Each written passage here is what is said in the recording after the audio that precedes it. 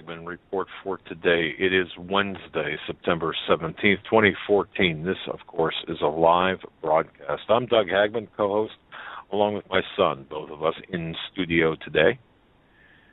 Together we are the Hagmann Hagmann Report. Doug Hagmann here with Joe Hagmann, again, my son, fellow investigator, researcher extraordinaire. Folks, you're about to hear an incredible 3-hour programming. Incredible, at least as far as I am concerned. Done a lot of research for tonight's program, and we have a very special surprise. We're going to have Dave Hodges dropping in at half past the hour, our first hour, to talk about a few important things. We had a conversation off air, and I've got to tell you, folks, things are lining up in such a way that I think it's important that you need to listen to what Dave Hodges has got to say. In fact, prior to him coming on, if you just bookmark or go to thecommonsenseshow.com, have that at the ready, because some of the things that we're going to be talking about are at that location, thecommonsenseshow.com, for Dave Hodges at half past the first hour. Folks, you're listening to the only show where the news is presented to you in 3D. We look far beyond the headlines, the bylines, a fog of disinformation and misdirection, which is rife right now in the mainstream media, to bring you the news behind the news. Our broadcast time is 8 to 11 p.m. Eastern Time, Monday through Saturday. Saturday, of course, being the weekend edition with Sheila Zielinski. Monday through Friday, you've got Joe and I, of course, at Hagmann Hagmann Report. Our home base on the internet is hagmannandhagmann.com.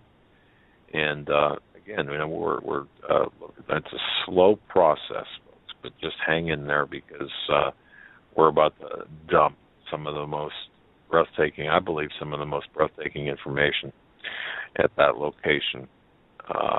We're getting held up, of course. Somebody asked me in an email, what's going on? What happened? Why are you, for example, you seem to have stopped writing? Well, a couple of things. Life happens, okay, number one. And number two, to prepare for the radio show. Massive writer's block. Yeah, that's it. Actually, there's nothing to write about, folks, really. And I'm just kidding, of course, about that. But at some point, I did go through a phase, however, thinking, well, what more can you possibly say except it's all a lie? Anyone old enough who saw the original Shining movie with Jack Nicholson in that big hotel, remember that scene where he's at the computer and his wife comes down and sees what he's typed? Sometimes I feel like that. And yes, I still do have a typewriter. Anyway, folks, our home base is hagmannandhagmann.com. We still have HomelandSecurityUS.com as well. But we're attempting to determine if we're going to phase that out or just use that as, that's to be decided. I want to thank you for joining us. Thank you for your belief and trust in us as we walk through this minefield of current events together. And it is a minefield of current events. Joe, you've been doing a lot of research today.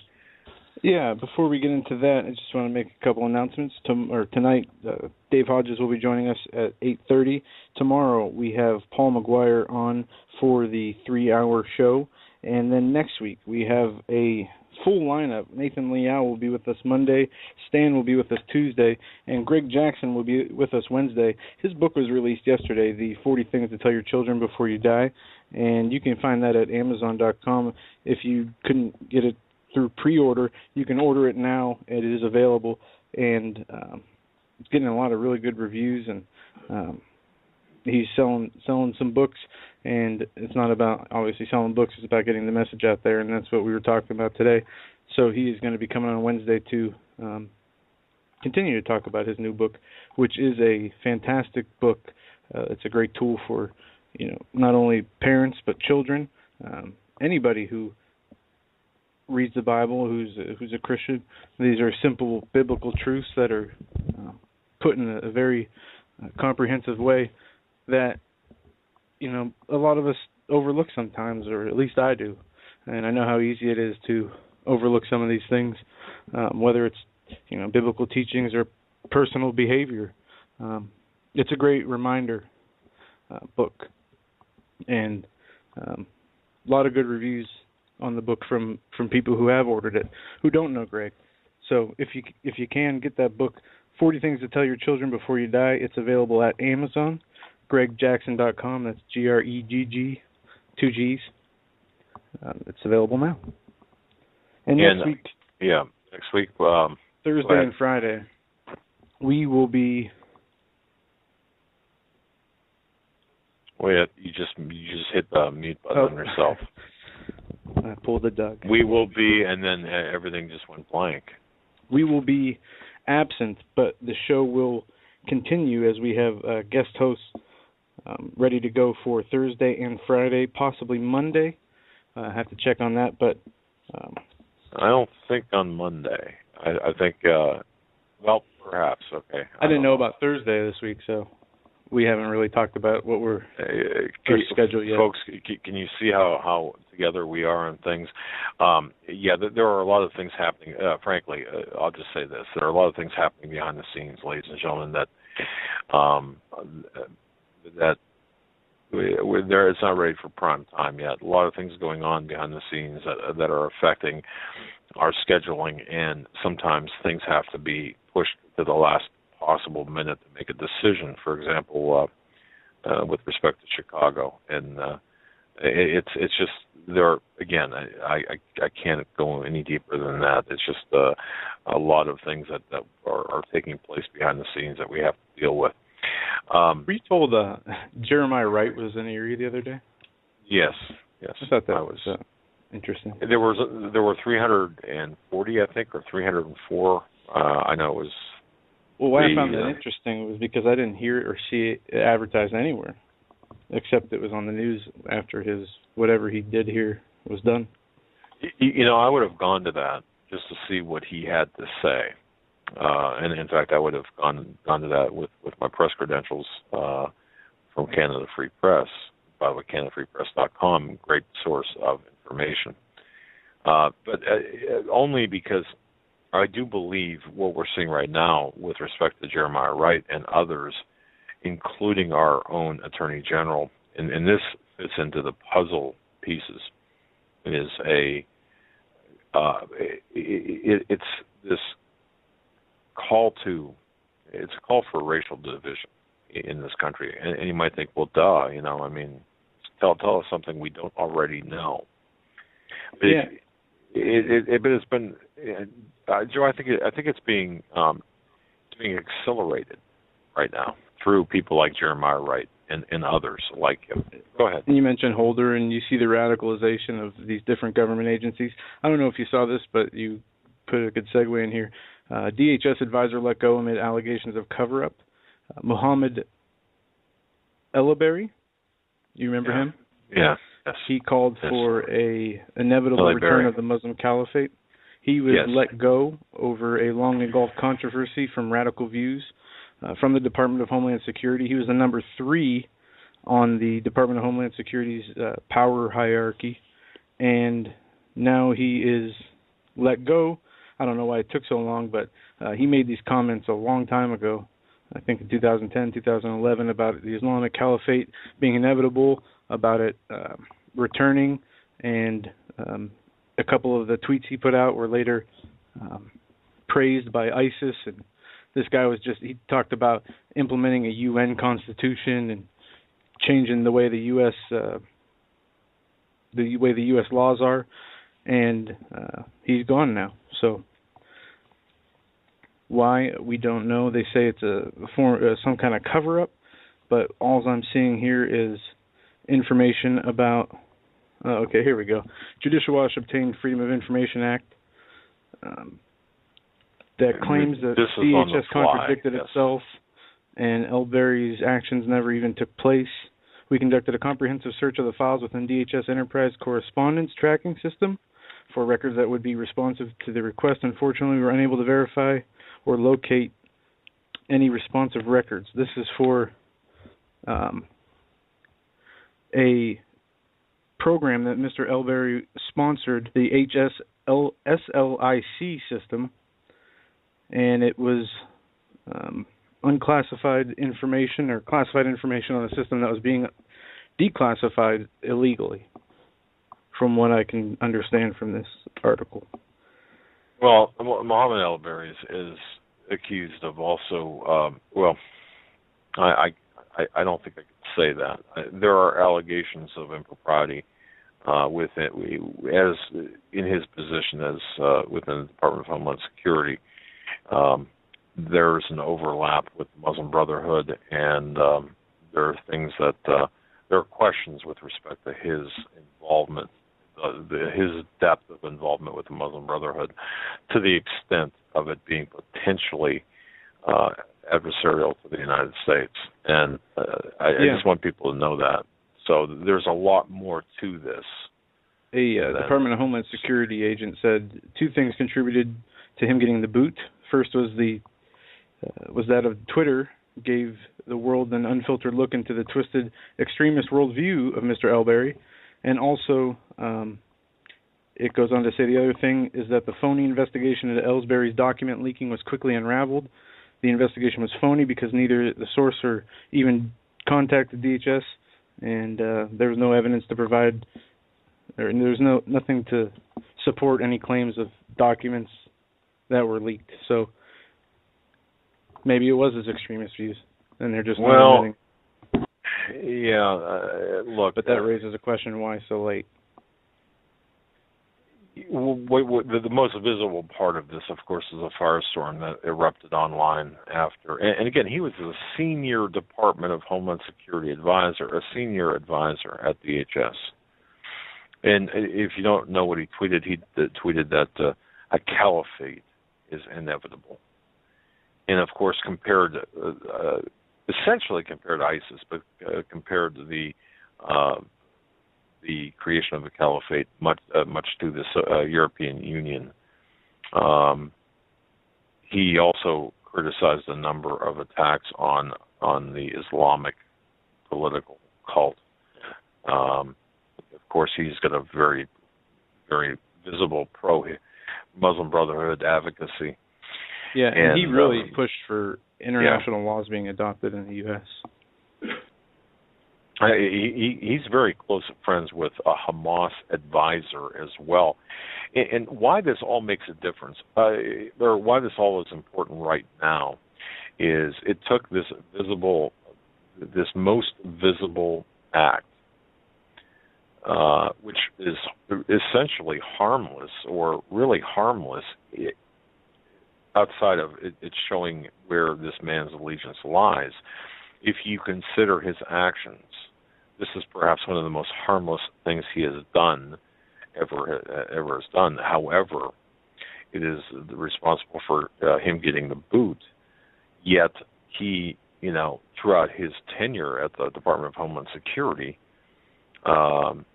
he sat on a committee tasked with reviewing counterterrorism training guidelines. He actually had a hand in changing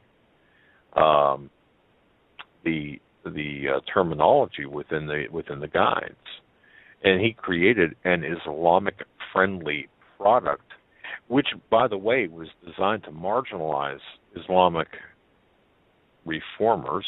Okay, those people who consider themselves moderates, and I suggest there is no such thing as an Islamic moderate. I saw a phrase somewhere where a radical Muslim cuts off the heads of non-believers while a moderate cheers them on, or something to that effect, and that's pretty much the case, because you cannot be a moderate and be a true Muslim at the same time, and that's not a racial statement or a bigoted statement. If you look at the Quran and what the Quran states, I mean, we could cite passage after passage, folks. You know this, so we don't have to go over this. But the fact is, how much damage did al-Bari do in his position as senior advisor? Well, we know that a lot of the terminology was changed. We know that his support. We know his support of a future caliphate.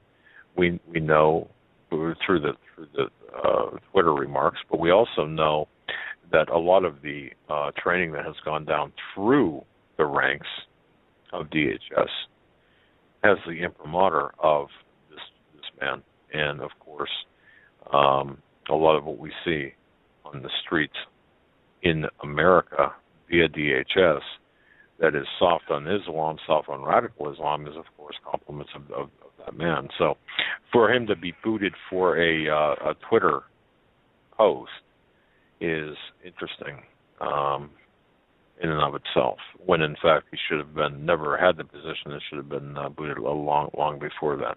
Joe? Yeah, we are going to get into some financial news now. We have important and interesting information from the Federal Reserve. The Federal Reserve will end its quantitative easing program in October. It says the Federal Reserve remained on its easy money course Wednesday, allaying market fears that it might start raising interest rates sooner than expected. Janet Yellen, the chair, reiterated that any move in rates would be data dependent, not based on a calendar projection. In a statement released following its two-day meeting, the U.S. Central Bank left largely intact key provisions despite expectations in some quarters that it would indicate a tightening bias. It also cuts its bond buying program and has also cut its bond buying program down to $15 billion a month. That's from $80 billion, and indicated quantitative easing will end in October. Goes on to say that the Fed's open market committee did not remove language that said interest rates would rise. A considerable time after the monthly bond buying program ended, market fears centered over whether excising the language could have sent a signal that the rate hike would come as soon as 6 months later. The full sentence reads, as in the past, the committee continues to anticipate, based on its assessment of these factors, that it likely will be appropriate to maintain the current target range for the federal fund rates for a considerable time after the asset purchase program ends, especially if projected inflation continues to run below the committee's 2% longer-run goal, and provided the long-term inflation expectations will remain well anchored. In a news conference, Fed Chairman Janet Yellen said the committee decided that based on its assessment of economic conditions, the characterizations remain appropriate that it was comfortable with, and reiterated that the quantitative easing program will end. And interesting language was used in here by a chief investment strategist, Charles Schwab. The Fed is moving toward normalization. It will finish tapering next month. At the middle point of next year, it will begin raising rates. Now, normalization sounds like it would be something that would keep the economy stable, when in fact it is the complete opposite of that. Yeah, I think you put that today earlier as chaos. Yes, and this is from their own documents, and I haven't went back and looked for the documents that I have that explains what the normalization definition is pertaining to how it's used here, but it is a correction as far as I can, from what I understand. And I will pull up some of my old IMF documents here. But also we have news out of the IMF that is warning of risks from excessive financial market bets. The global economy faces a growing risk from big financial market bets that could quickly unravel if investors get spooked by geopolitical tensions or a shift in U.S. interest rate policy, the IMF said today. And we just heard from the Fed that it will end its quantitative easing program and begin to put the interest rates on the rise, which is what the IMF is warning will spark a risk of financial market failure. And they go on to say that the failure that could come from this crisis is on a scale that we've never seen before. We are actually, and I know Zero Hedge touched on this, but we're actually manufacturing a crisis that will that's recreating the conditions that led to the collapse of 2008, but this is exponentially worse, folks, both with Yellen, as well as both of the Fed, as well as with the IMF. And it's interesting. Let me just grab this here. It's interesting. I happened to receive a note from somebody in an economist. He said, "Look, you got to understand something." Let me just make sure this is correct here. There is, well, I don't know, folks, if you've heard of HarveyOrgan.blogspot.com, Harvey Organ. He was talking. In fact, you can find I believe it's a YouTube video with Greg Hunter from USA Watchdog, where Harvey Organ was interviewed, and Organ is saying, "Look, it's this year that everything is going to fall apart." Now, I don't really like to set dates, and I don't think it's a good idea to set dates. But he argues a good point that really the United States is really out of gold. We have no gold. We've got paper. Silver is in the same category. Joe, I think some of the things that you mentioned, he mentioned as well. Gold, of course, and V has said this as well. Gold is moving from west to east. Weaker hands to stronger arms. The U.S. has got no gold. We leased it all out. Let me just look here. In 1998, there was 28,000 tons of gold in the world. Why is that important here? Well, here's the bottom line. The gold situation here in America is the fact that we don't have any. The GLD and the SLV markets, we're not going to be able to paper over the problem that's coming. You can paper over a paper problem, this according to Harvey Organ, but you cannot paper over a physical problem, physical default. We're headed for a physical default. So the reason I mention all of this is because when you tie in the little tidbits of news, the Fed and IMF news that Joe had, with the assessments of people like Harvey Organ, as well as V, the guerrilla economist, and what Steve had said, you've got the corruption of the LBMA, the Bank of America, the Federal Reserve, who supplied basically all of the gold to China. You've got, once again, gold moving from west to east. U.S. has no gold. It's all leased out. The bottom line is we're looking at a physical default.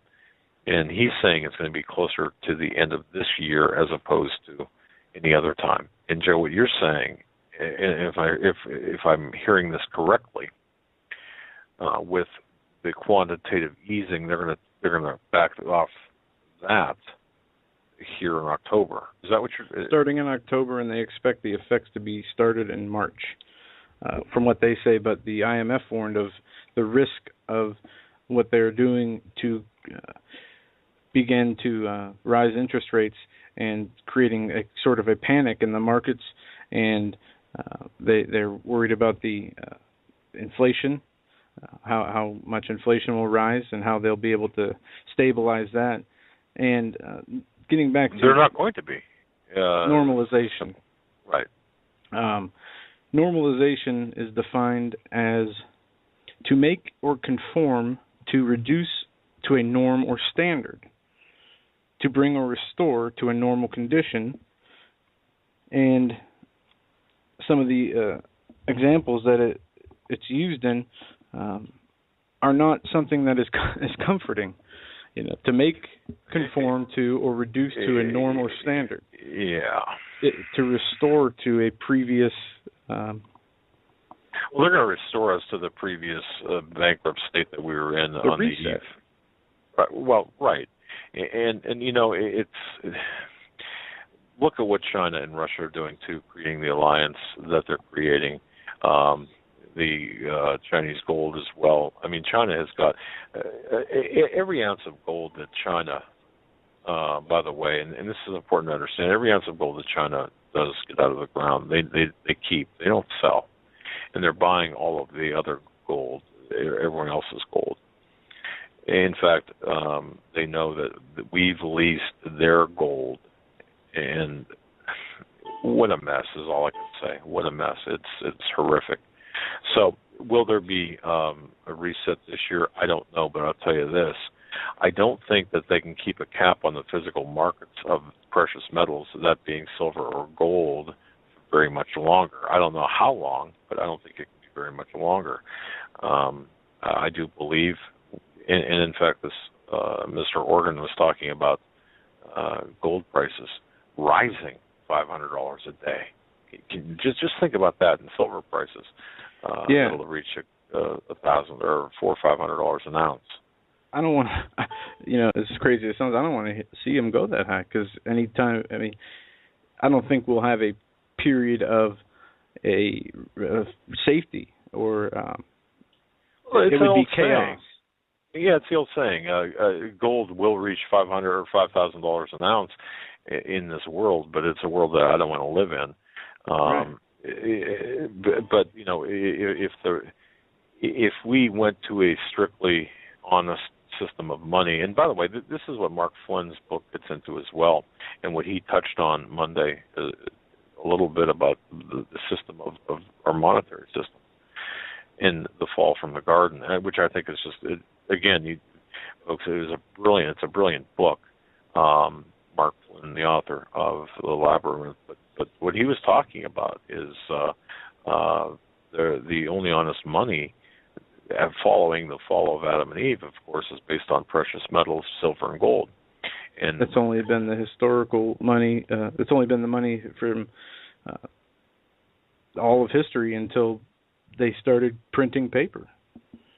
Well, right, and we have to look at the Coinage Acts and the final Coinage Act that took out the silver content out of the majority of our silver content, or all the silver content out of our coins. At that point, then our monetary system became nothing more than our coins became nothing more than talisman. Which, if you think about it, how great, how sinister this is. I don't mean great in a good sense. If I can here, I found the document I was looking for. The IMF published a 236-page document on June 24th of this year, and it talks about the emerging market economies and the risk that has increased in the changing external environment. It goes on to say, in April 2014 Global Financial Stability Report, unexpectedly rapid normalization of U.S. monetary policy, renewed bouts of high-risk aversion on the part of investors could result in further financial turmoil. This would lead to the difficult adjustments in some emerging market economies with a risk of contagion and broad-based financial stress, and thus much lower growth, with the possibility of inflation likely to remain below a target for some time until hyperinflation will drift down. And it goes on to say the downside risks of the activity that could materialize would result in very high interest rates, a huge increase in private and public debt burdens, and it would not even be close to what the recession, the Great Recession we just went through was, is what they say here. It would make the Depression of the 30s just look like a picnic, because what would happen and what will happen, and again, wherever you're listening to this broadcast, even if it's, whether it's the Philippines or the UK or in Europe, you will be affected by this, because what will happen is the purchasing power of the dollar will fall, of course, but this will also involve really all fiat currencies are tied to the dollar in some way, shape, or form. So what's going to happen is you're going to see this massive transfer of wealth from you to the bankers and to the governments. It's really in a fascist manner. I don't know how else to describe it. Just think of Argentina, for example, on a global scale. This is what we're looking at. Yeah, and this monetary policy guidelines goes on to say risks related to the normalization of the United States monetary policy. One is tapering. Risks are expected to diminish the asset purchases and projected to the end of late 2014. The adoption of quantitative forward guidance can provide the Federal Reserve with the needed greater flexibility in achieving its inflation and employment goals on the way to normalization, given the increasing difficulties in measuring the slack of the labor market. And it goes on to say that we will see risks that are unexpectedly rapid and will crash the United States monetary policy if they don't make certain corrections in their monetary policy to stop the inflation. The what we see now is no inflation, or what they say is no inflation, to rapid hyperinflation, and it leads to the risk of disruptions in all of the global financial markets. It says there will be spillovers, as they say, major disruptions in production, transportation, and many other indicators that they list here that could be, a result of the monetary system collapsing. Basically, it would end, trucking across the nation. It would end the chain of supply and demand because the money would not be there to pay the employees or to pay for the products. Right. And if I can just boast a little bit, if we back up just a tad, okay, we're talking about a change in economic policy here with the U.S. dollar. If you go to silverdoctors.com, and I'm just reporting what I find on various sites that I do visit and look at. Big headline, streaming headline: Jim Willie, Obama was selected to, and this is a direct quote, to kill the dollar. Isn't it funny, folks, when you heard this and when I wrote about this a year and a half ago, people laughed and said, oh, this is just a bunch of hype. Now, Jim Willie comes out a year and a half after I wrote about Obama being selected to kill the dollar. So he was a selected leader to be put in place when the dollar was killed, because he didn't do anything to kill the dollar. Well, he just happens to be the unlucky guy who's sitting in the puppet chair.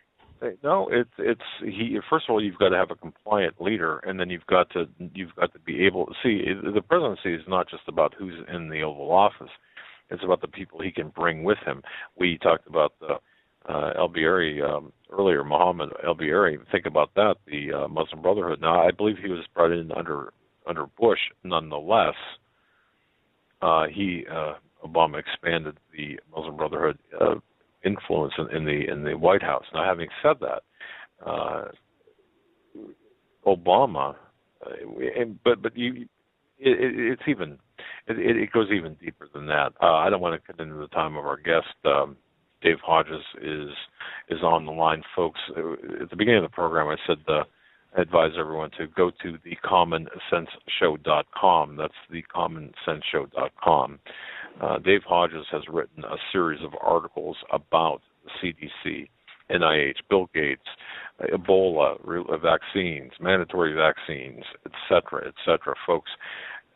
I am urging everyone to read the last couple of articles, all of them, but especially the last couple of articles on thecommonsenseshow.com. Dave has done a lot of research, a lot of investigation. It's kind of like, boy, I wish I would have done that. I find myself saying, and when I talked to him earlier, I just had to congratulate him for wonderful exposés and wonderful, just fantastic research that he's done. So with no further ado, let's welcome to the program Mr. Dave Hodges from thecommonsenseshow.com. Dave, welcome, sir. Hi, guys. Great to be on with both of you, and I wish our topic was a little more optimistic, but we're still continuing to try to do the service of letting people know what challenges that we're facing. And certainly Brzezinski's admonition to his colleagues at Bilderberg in 2011, in which he said people are waking up, we need to accelerate the agenda. They're making good on that promise, guys. We've really got our hands full with what's coming. Yeah, there's no shortage of threats facing the United States, whether internally or externally, or from our government, or externally from the financial leaders of the world. As we see, the policies are changing, the economic policies are changing. Have you seen the news on this ending of the quantitative easing, Dave? Yeah, I have. But as long as the Federal Reserve is continuing to take $40 billion a month in mortgage-backed securities, it's just a backdoor to quantitative easing. It's never. Anytime a friend of the Fed needs money, they just crank up the printing presses. So I think it's a really a facade in terms of a public gesture. Okay. All right. Well, let's shift gears and get into your specialty here, your research. Folks, prior to the show, we had a conversation, Dave and I had a conversation, and Dave said something, and it kind of struck me as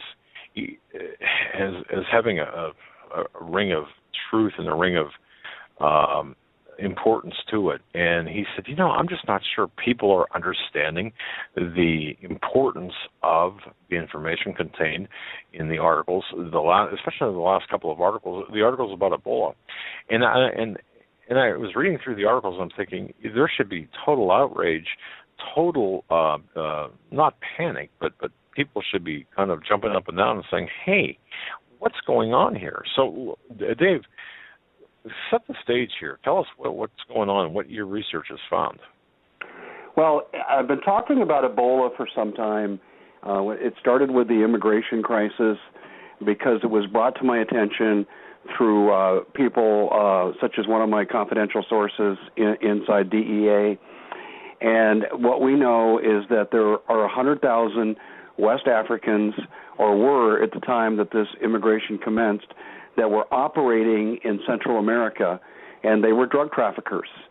And it just stands to reason, and Border Patrol people that I've talked to have confirmed some of this, that they're going to be crossing the border. Well, at the time, they were coming from the 7-state region in which there was an uncontainable live Ebola outbreak. And Dr. Jane Orient, who's one of our top physicians here in Arizona where I reside, she had, and I had talked privately before she came on my show, and she said she was getting the same thing from her confidential sources. By the way, the Border Patrol's talking, but if they talk publicly, they go to prison. And so they're very, very discreet about who they seek out. I feel fortunate enough that I was sought out, and Dr. Orient has been sought out. We're getting the same information. The Border Patrol scared to death of Ebola crossing the border.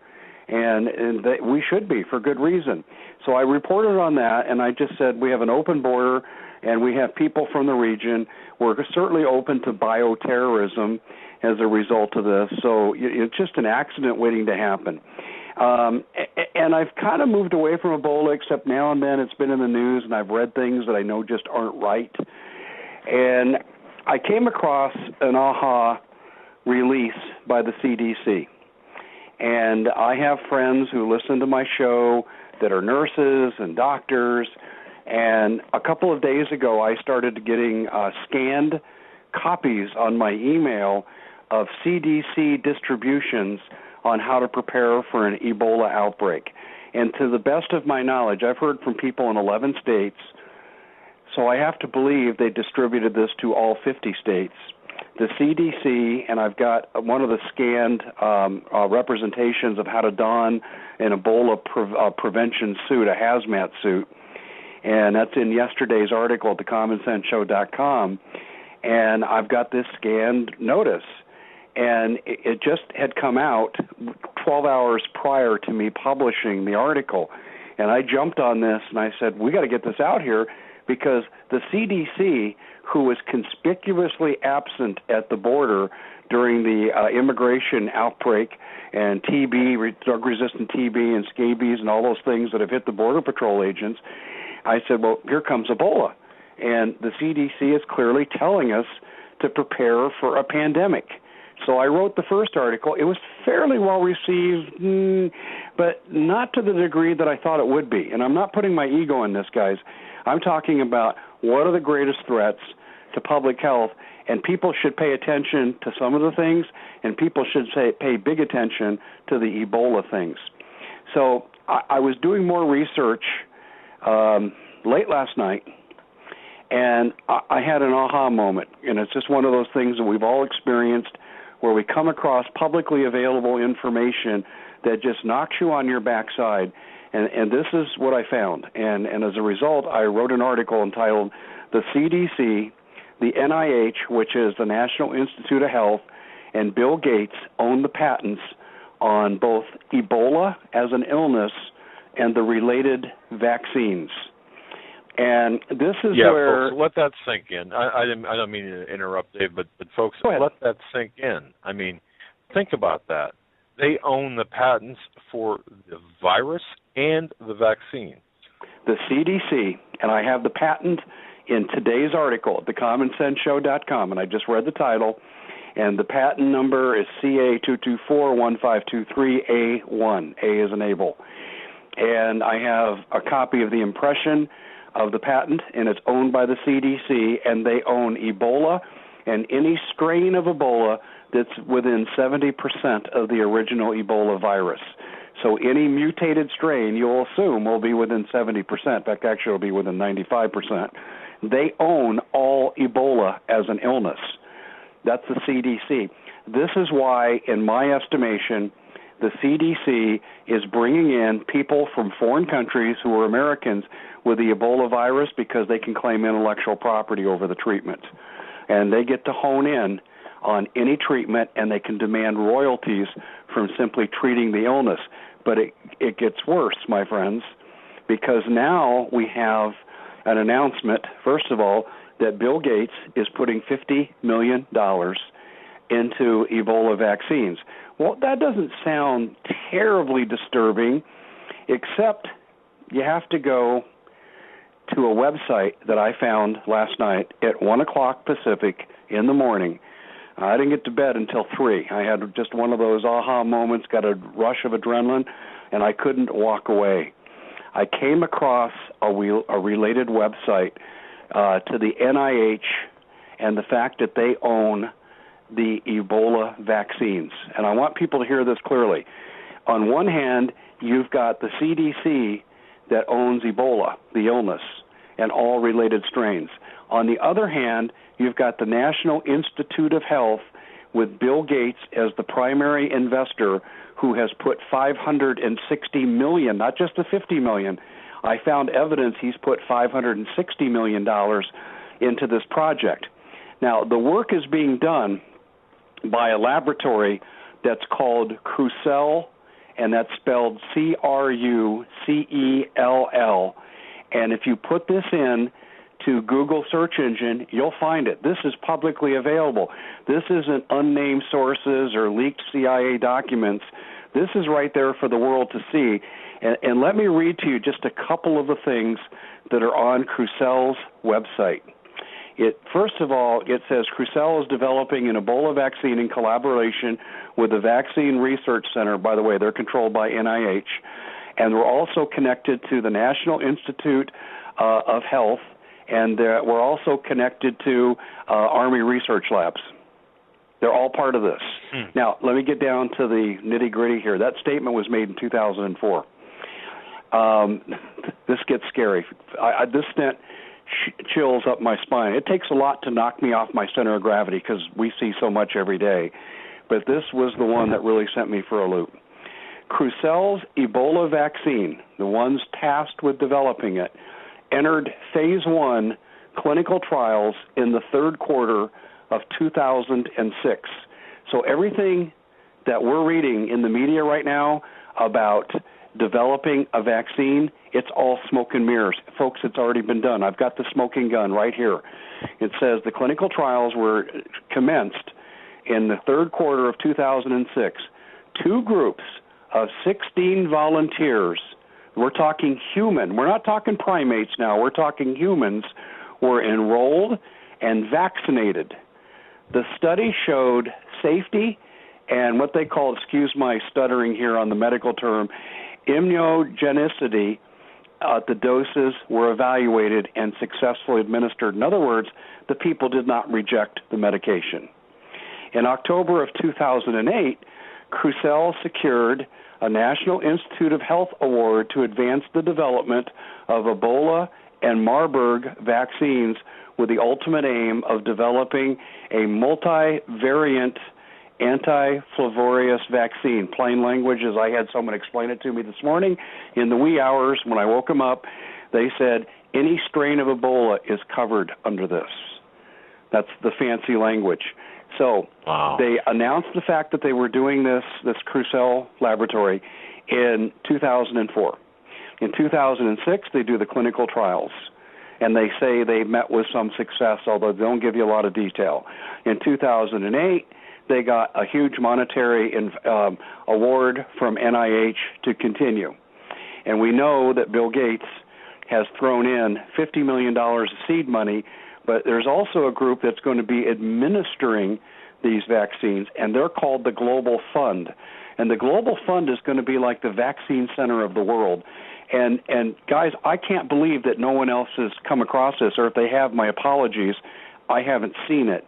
The Global Fund, which I hypertext linked to in the article, it's a real existing entity, and they're going to be in charge of HIV vaccines that Bill Gates and friends have given to, tuberculosis vaccines, and the third one now is Ebola vaccines. And this is who Bill Gates gave the $560 million to. Now, let's use a little common sense here. Bill Gates is giving $560 million. He's going to expect a return on investment. He's a businessman. He's probably a trillionaire by this point in his life. If you vaccinate everybody in the world, that $560 million is chump change. It's absolutely nothing. And so we look at the fact that now we have not just the genesis of who owns the vaccine, the genesis of who owns the illness. Now I've got named here the distribution company. Who's going to be distributing this? Now, with all these major players involved in this Ebola equation that's coalescing together in this dot connecting exercise, I would venture to say it's going to be mandatory. In fact, Doug, as I shared with you this afternoon, and I'm not going to provide personally identifiable information, but I have two long-term friends high up in law enforcement. Greg Evenson, 5 years ago on my show, and I consider Greg to be a very credible source. Greg Evenson, former Kansas State Patrol officer, highly decorated, came on my show and validated these facts after I made them public. During the height of the H1N1 scare, there were several states, not just the ones I had contact in, that practiced DUI kind of roadblock stops, but it was for vaccines. And they played with a scanner that would detect whether or not you've taken a vaccine. And if you had not taken the vaccine, they would give you an opportunity to do so when you were being detained. If you did, then they just processed your paperwork and sent you on your way. If you refused, and let's say you had your family with you, the men would go on one bus and presumably go to a location, and they didn't practice it out that far, but this was the drill. The women would go yet on another bus, and then the children would go on a third bus. So they were going to segregate families by age and by gender. And they also had, as a mechanism here, a two-tiered system of intercept. They would have the regular roadblock, the tent, the vans that had the equipment to do what they wanted done, but they also had another tier of chase cars. So as people see the traffic backing up and they go, oh, I've heard about this, I don't want to be a part of it, and people try to U-turn and make a run for it, the chase cars would run them down. And they drilled this effectively during the height of the H1N1 scare, and the country thought we were headed towards mandatory vaccinations as the National Guard, and several healthcare workers around the country, mostly nurses, were forced to take the vaccine. Well, public outcry, I thought, pushed this back. I don't really believe that now. I think what pushed it back is this was only a beta test for what's coming. Back in May, when I first heard, or in June, I should say, when I first dealt with the Ebola situation at our border and the potential for bioterrorism, I contacted my law enforcement sources, and I said, and I talked to them again this morning, and I said, tell me what's going on. And I talked to one of the two, I should say, this morning to be accurate. And they both said pretty much the same thing. We get periodic updates from DHS telling us to keep these protocol training measures on file and ready to implement at a moment's notice should we have any kind of health care problem, such as a pandemic. And I'm paraphrasing what I was told, but effectively what they're saying is what you guys practiced 4 or 5 years ago needs to stay on the books, and you need to be prepared to enact this. And this is exactly what Greg Evenson confirmed on my show. These two people I have known, well, let's just say I'm afraid of identifying them. Let's just say I know them and their families intimately well. There's a 100% confidence call on this information. And I have another piece of information, too, that really starts to tie this together. This is a backdoor way into martial law. I had a conversation with my very, very best military source about this. And actually, we've had 2 conversations. And what he told me is there is major grumblings in the ranks of the leadership of the military again, and he expects many more purges because DHS, in times of a pandemic, has been given operational authority over the military. In other words, they'll direct the military where to go and what their operational procedures and guidelines will be. And obviously that doesn't set well with the military to be taking orders from a civilian organization such as DHS. And it's also a backdoor into martial law. And what I mean by the backdoor into martial law, it's this. When soldiers are deployed to the streets and they're told to detain people and they know there's a health crisis, they're going to be thinking they're acting in the public interest. But it's actually a backdoor to martial law.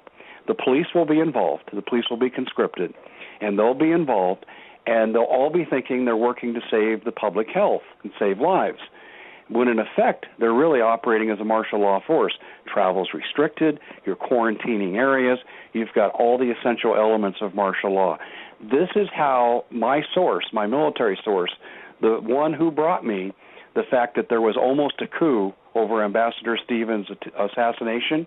He was the one who identified General Ham for me and Admiral Guyette, and I wrote that story, not to toot my horn, but I was months ahead of most other people on that. Yes, you were. Yes, it's you were. The same source that brought me that information is bringing me this, Doug. And this is a backdoor into martial law, and Ebola is the key. Now, I've also been told we're going to have related terrorist attacks at the same time to make people run to the government for protection, and I think you've got good information on that side, much better than what I've got. Well, Dave, first of all, thank you for that.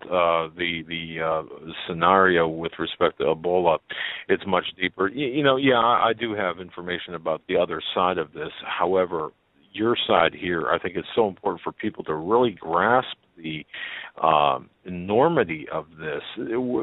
Folks, we're talking back in August. In fact, I just went to the website that you referenced within your article, and folks, definitely go to thecommonsenseshow.com, read Dave Hodges' articles concerning Ebola, but I went to, Crucell, and going back to August 9th of 2006, where the Gates Fund, the Gates Foundation, where they promised $500 million, $500 million. This is it's breathtaking. Of course, as you point out, in the larger sense, if you take a step back, it is chump change when you're talking about the billions of people, 6 billion people, or just even people within the United States to be vaccinated. I was astounded when you had laid this all out for me, and I didn't. You know what? I did not make the connections that you made, and I just want to just commend you on the connections that you've made. Folks, it's imperative that you read and understand what Dave is saying. Go ahead, sir. Well, the other thing that I wrote this week that I think, it definitely relates, but it shows how dire this threat is. First of all, let me point out the obvious. You have American healthcare workers in foreign countries. Americans are the best in the world at hazmat procedures. Our emergency procedures medically in this country are second to none in the world. We're still number one. And you have people in these hazmat suits who are supposed to be protected from Ebola 9 times Sunday coming down with the Ebola virus and being brought into the country. and that means the Ebola is getting through these suits. Now, let me read to you something here very briefly, but I wrote this on September 13th on my website, still on the front page. In 2009, a Canadian research team from the National Center for Foreign Animal Disease and Canadian Food Inspection Agency, headed by Carissa Embry-Hyatt, began conducting research entitled The Transmission of Ebola Virus from Pigs to Non-Human Primates. So in other words, we're talking pigs to monkeys. And what they found in this study, and this is public information, I link to it, and you go right to that Canadian government health website. So this isn't Dave Hodges interpreting information. This is the information that is there. And what they said is that these pigs that are involved in this, let me go back and look at this here again. Okay, pigs to non-human primates, meaning monkeys. The pigs are transmitting the Ebola virus through airborne means. This is what they concluded. This is 2009. This is 5 years ago. And yet we got the CDC perpetuating the myth that the only way you can get Ebola is through bodily fluid contact. Well, I submit to you that these American workers that are becoming infected couldn't possibly have bodily fluid contact with someone who's afflicted. So you've got to begin to look for other means of transmission, and I think I've just pointed out what this is. But it even gets more disturbing. This report goes further. This is why you can't contain the disease or the virus in Africa. It's uncontainable, and here's why. If you just had bodily fluid contact and you had an outbreak in an area, you simply quarantine the area, and then you go piecemeal through the area geographically and isolate those that need to be isolated, and then isolate everybody for 21 days, and if people aren't symptomatic, you let them go, but don't let them come back in the area. This is not a hard procedure to follow, but this is why that procedure will not work, and that's standard procedure, by the way, here in the United States as well with DHS and FEMA. The reason this won't work is because they found the Ebola virus in this same report lives inside the pigs. And what they don't know is if it lives inside other food stores as well. So they said, here you have people in the African bush eating a bush pig. In other words, a wild pig. They go out and they bow and arrow it, they throw spears through it, they shoot it, and then they barbecue the pig and have Ebola pig. And this is how some of them are contracting Ebola. This is what this 2009 report says. If it's in the food supply, gentlemen, you can't stop it because the pigs aren't going to obey quarantine boundaries, and guards aren't going to be under orders to shoot to kill animals. You can't contain this. This is so serious. In fact, this article might be the most important of the ones I've written because it definitely shows. It doesn't show this. It doesn't show that humans can get Ebola through airborne means. But my question is, as a trained researcher, why not? If you can have one mammal, a pig, give it to another mammal, a monkey, then why can't this jump to humans? You're already seeing cross-species contamination. Why can't it cross over into humans? And I think this is what the CDC already knows, and this is how these healthcare workers in Africa are being affected. Well, that certainly makes sense. And tell me again, Dave, and sorry if I sound like I'm ignorant to this fact, but why are they bringing the afflicted, the infected, back to the United States? Tell me what sense that makes, and tell me again why, according to your research, the answer to that question. Well, I have to use common sense. Pardon the pun here in the research, but I do. If the CDC owns Ebola, and that's clear, I've got the patents listed on my article. If they own Ebola and you bring an American back inside the United States and the patent is good inside the United States, therefore you own the Ebola virus that's in the person. Ergo, any movement to treat the Ebola, you have to compensate the holder of the disease. It's intellectual property. It's physical property. The Ebola virus is owned wholly by the CDC. So if you bring in, let's say, the XYZ serum to treat it, you would have to get permission from the CDC because they own the Ebola. So before you could do anything that could affect their property, they have to give permission. Cha-ching, do you hear the cash registers going off? Yeah, but wouldn't that, conversely, or alternatively, wouldn't that be the same with the exportation of the serum that would be used to treat the Ebola, let's say, in another country? I'm just trying to follow this. I mean, I understand that part, but if we took the same, and I'll use the word serum, I don't know what else to use, to treat the Ebola in Africa, wouldn't that have the same cash implications or not? Not unless the World Health Organization's on board, and that's the part that I'm working on piecing together.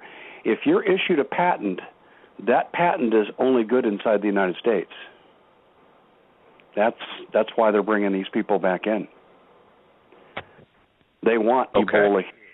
They want to partner with anyone who's treating. You see, look at this as a joint venture. Okay, what you have are the procurement agents in the CDC. Let's bring Ebola to the country through any means possible. Okay, and they're going to partner. Their financial remuneration comes from the treatment. Well, who owns the treatment? Another government agency, NIH. Yeah. They are partners. Now, who's funding this to a large extent? A man named Bill Gates, the Bill and Melinda Gates Foundation. There's your triumvirate. But let's add in one other thing. Did you know the Army Research Labs are involved? I think I mentioned that. They're involved in the vaccine process. When you go to Crusel's website, the ones who have been working on the vaccine, they mention the Army Infectious Disease Research Laboratories as being involved with them. And let's go back to a rumor that I'm sure you guys have heard. 1977, the Army in their helicopters drop Ebola on villages in Zaire. Did you ever hear that argument? In fact, we saw that portrayed in the movie Outbreak in the beginning scene. Yes. And in my, or what I have here, it was 1976. However, I'll defer to you in the 77. You might be right. I might have been off a year. But I'm looking at this now, guys, and I'm dead certain that I've just given you the players who stand to make all this money on Ebola. Now, Bill Gates is heavily tied in to the World Health Organization.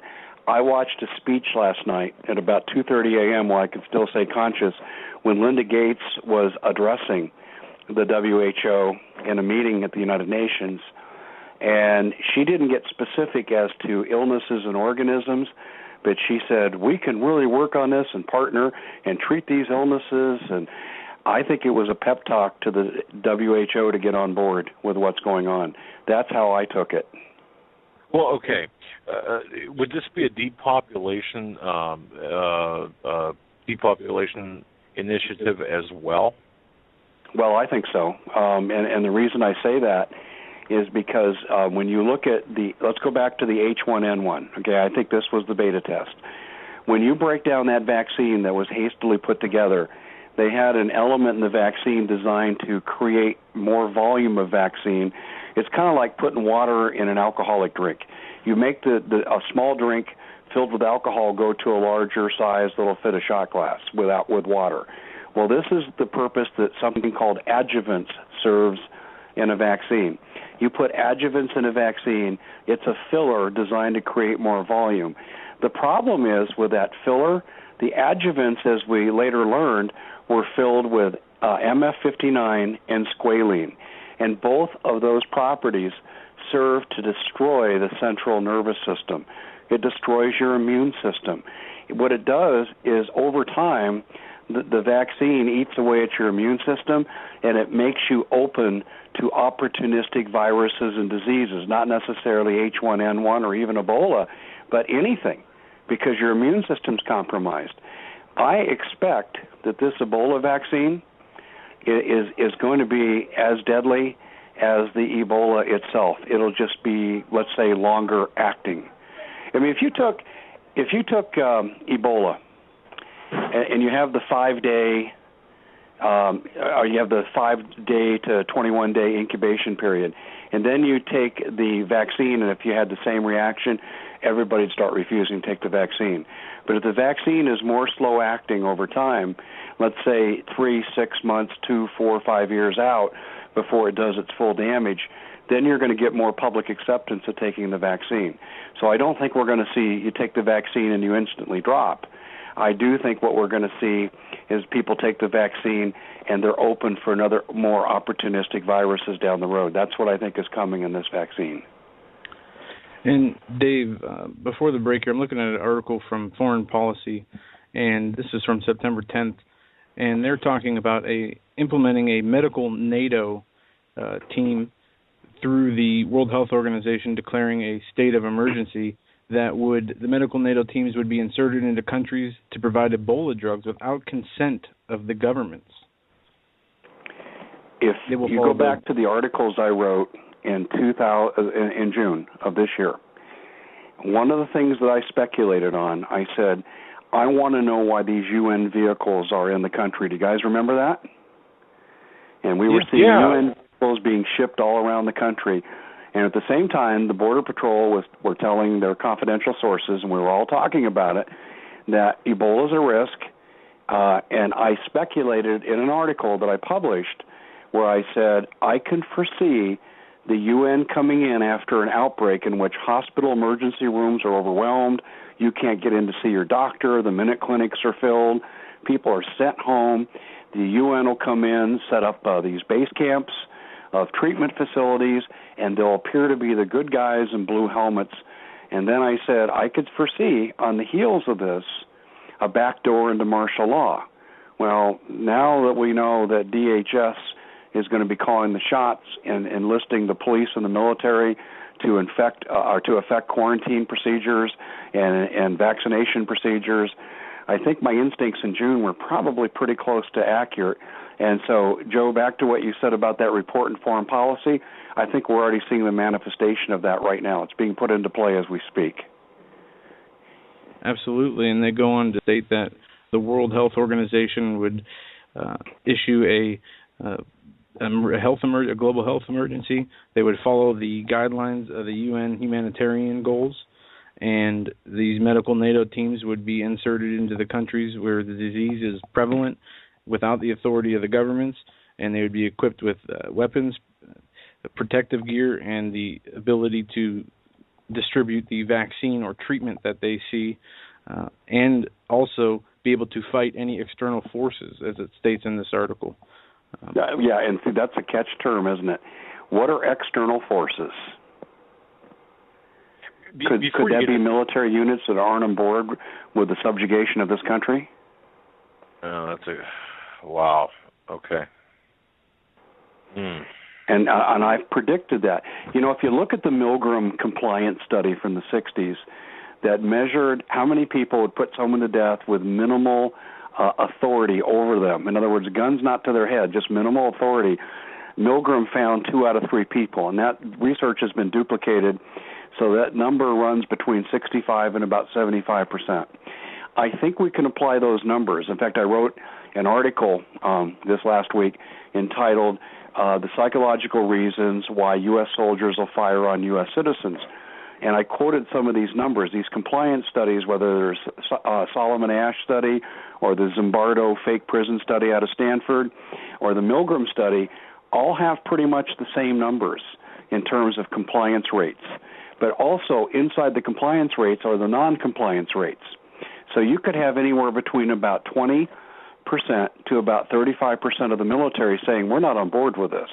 And I think you'd see a greater number in the police where there's really less external force placed upon you to comply as you would find in the military. So you're going to find a sizable contingency inside our military that once they figure out this is a big scam, they're going to stop complying. And this is what I think that phrase means, to fight against outside forces. I think I've just told you what the outside force is. And I think you're right on the money with that, Dave. I've got to tell you, looking at this, and folks, you've got to go to thecommonsenseshow.com and look at the 2 articles, at least the 2 articles that are being referenced here in this conversation, to really get a full understanding. And by the way, follow the links as well the citations that back up the claims that the assessments that Mr. Hodges is making, and I think you'll find that none of this. We've been accused, Dave, of fear mongering and saying, "Oh, this is," accused of making something huge out of something that I know, Doug. I actually started one of my articles out this week, and I said I've been accused of fear mongering on the Ebola virus. Well, I have a new partner. It's called the CDC, and I referenced the fact that they sent out these protocols on how to treat Ebola. Why would they send that to every emergency room in the country, all these doctors and nurses, unless they knew something was coming? That makes no sense unless they know the jig is up and Ebola is on its way or maybe even possibly here. Fear-mongering. People can say what they want, but you raised a good point. Go to the articles and click on the hypertext links, but do it quickly because, Doug, I'm sure you and Joe have found this. We'll break a story, and within a week they've changed the link. And they made it go dead. Yes. I experienced that quite a bit. And of course, you're very high profile, and of course we are as well. So, ladies and gentlemen, certainly download the information both from Mr. Hodges' website, but also the citations, the links. One final question. I know and thank you for being generous with your time, but. Why Bill and Melinda Gates?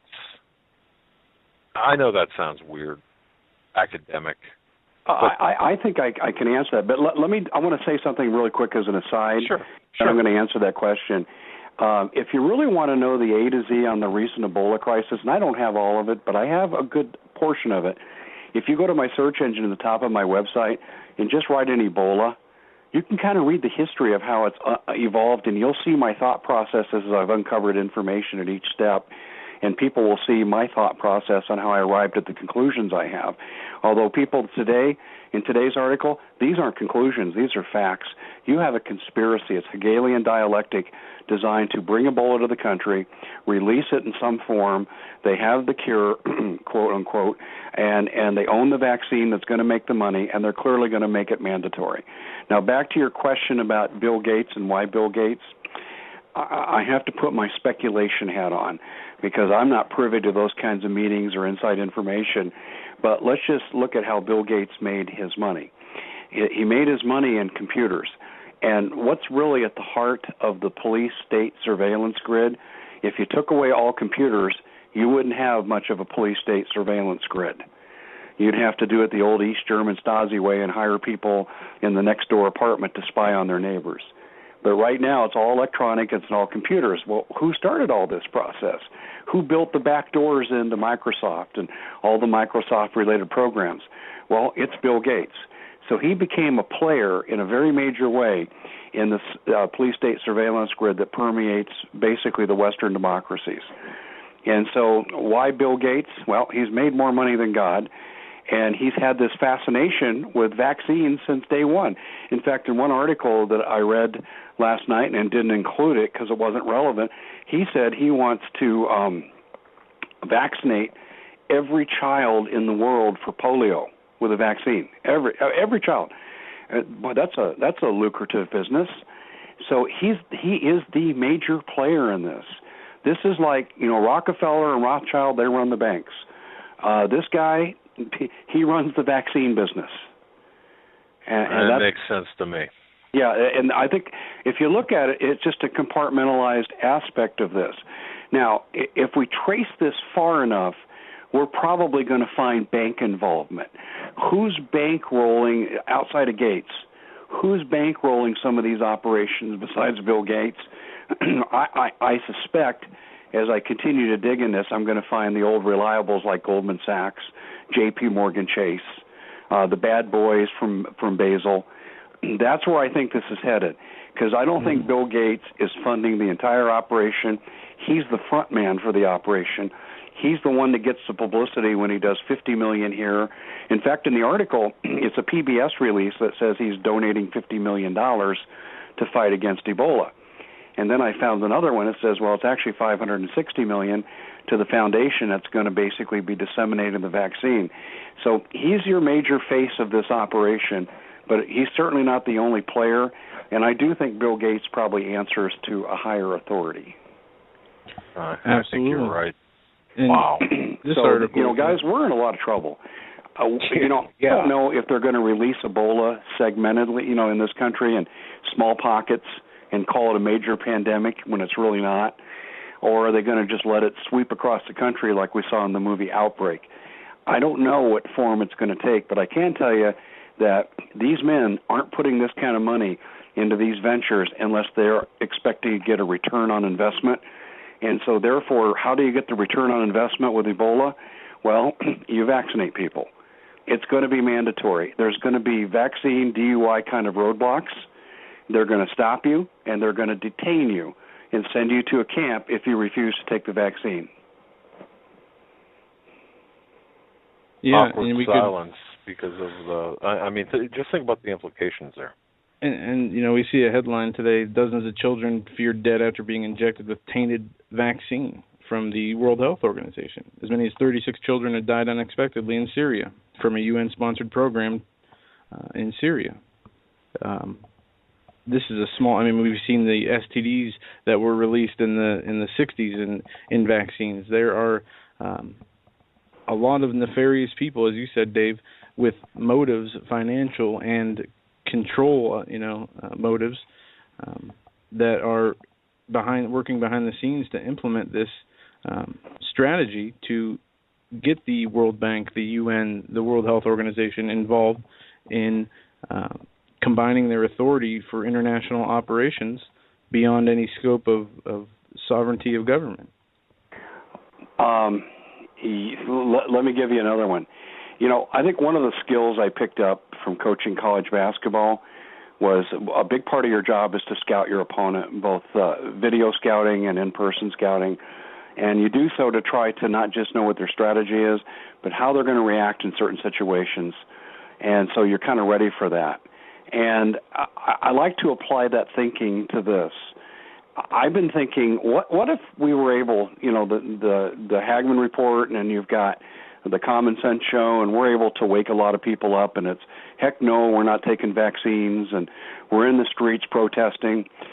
You know what I would do if I were them? And I have a hard time saying this because I'm a nonviolent person, but knowing how they think and what low regard they have for human life, what if chemtrails turned into an Ebola drop? You just fly over a major metropolitan area and start spraying out the chemtrails, and you mix in Ebola with it. Think how the other side thinks, guys. That's not how Dave Hodges and Doug and Joe Hagmann approach life, but you can't tell me that the other side doesn't have that kind of depraved indifference towards humanity. No, you're exactly right, Dave. I've even seen different papers and theories of how the chemtrails are one part of the equation when introduced to another chemical, a dormant chemical that is inside our body from the chemtrails becomes active, and the two chemicals combine to create some kind of pandemic. And there's a working theory that somebody had going, but it's not out of the realm of possibilities. Yeah, like a reagent. But I think they certainly could be multi-purpose. Dave, I think you brought up a good point there. We've got to start thinking outside of the box when we're dealing with these potential scenarios. We cannot think like normal human beings. We've got to think like these, but these bastards that we're dealing with, the enemy. I'm sorry to say this, but you're looking at a very nefarious, very evil at its core plan, evil people, evil agenda. Man, oh man. Let me give you another one here, and this is probably even more realistic than chemtrails. About 2 years ago, I came across a DARPA release, and they actually have the video, and I've written about it on my website. And I have this video that shows a drone that can drop 100,000 little drones, and they're called micro aerial vehicles. And one drone can drop up to 100,000. They're the size of small birds or small insects, but they can intercommunicate with each other. They can apply lethal force. They can work on separate missions or holistically on one mission. And the DARPA video says up to 100,000 from one drone. And I want you just to imagine for a second, you wouldn't even have to risk the bad guy's health on the other side from dropping this, you simply just fly a drone, let's say over Sacramento, California, and you release these 100,000 micro-aerial vehicles, and their mission is to release Ebola. You could infect the whole city, within a matter of hours. That technology is here right now today. And people can look that up, micro-aerial vehicles from drones, and you can actually put it in the Common Sense Show, and you'll probably come to the article where I have a video of it.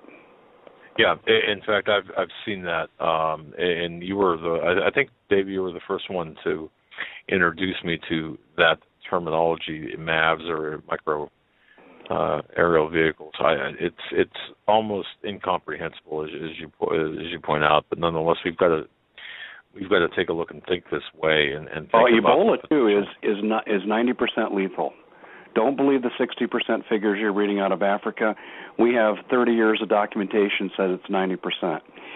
So you're not the only one to say that. Let's say you send in the micro-area vehicles and you wipe out a good portion of a major city like Oklahoma City or Sacramento. They also now have these drone robots, and they're like bears. First of all, they're almost impervious to destruction. You'd have to have a 12 gauge right next to them just about to take them out. They can run 30 miles an hour, and I've got a video on that in the same article I wrote about DARPA technology. And I could see these guys being the cleanup forces. So, okay, again, I'm going to put on my coach's hat, and I'm going to think like the other side. I would do a micro-aerial vehicle attack if the folks were up in arms and they're not going to take the vaccines. Fine, we'll just depopulate the area. You send in the micro-aerial vehicles, you're going to have a 10 to 12% survival rate. So then you let loose the robots, and the robots come in as a cleansing force. And we know from the research that these robots not only follow program directions, they no longer have to be controlled by a guy with a joystick at headquarters, because the new artificial intelligence allows them to make up their own mission initiatives as the situations change. So they're the smart robots. They have facial recognition capability, and they have weapons capability. These could be the follow-ups that would come into a metropolitan area and basically cleanse the city of any survivors. And people say, that's right out of science fiction. Yeah, it is. And where do you think science fiction gets some of these ideas? Absolutely right. And I got a question for you, a hypothetical question, Dave. Could we be witnessing we saw that Bush uses executive order to authorize apprehension and detention of individuals who possibly could transmit or spread communicable diseases. Obama expanded on that and said basically any respiratory illness, you could be quarantined. Are we witnessing a real or manufactured danger from Ebola when at a time when we see what's going on with the economy? I mean, how could this tie into a dollar collapse or a dollar value change to where the people would be sidetracked?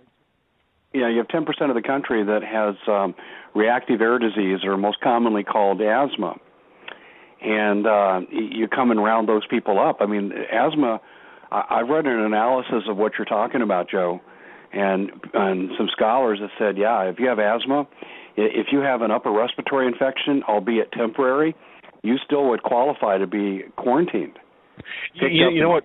Dave, I look at this as a potential political isolation tool. In other words, how do we get the dissidents out of our society? This is, I think, the beginnings of a red list.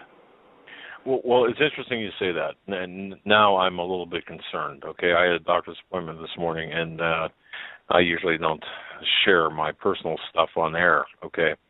And the nurse handed me my chart. Now, this is all electronic now, where before it was on paper, and you could make notes and make changes, make erasures or whatever. And you would think you could do this electronically.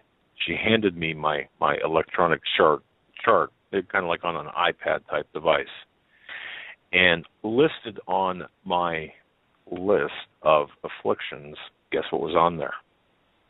Asthma. Oh, boy. And I've never had asthma. So I asked the nurse, I said, where did this come from? She said, I don't know. You were diagnosed with it. And I said, no, I wasn't. She said, you've got asthma. I said, I don't have asthma. And this is a true story, Dave. So the doctor came in, And I said, look, doc, do I have asthma? And you just didn't, forgot to tell me. He said, no, I don't think so. Well, it's on my chart. Can you remove that from my chart? He said, I can't remove that from your chart. I said, well, wait a minute, you're the doctor.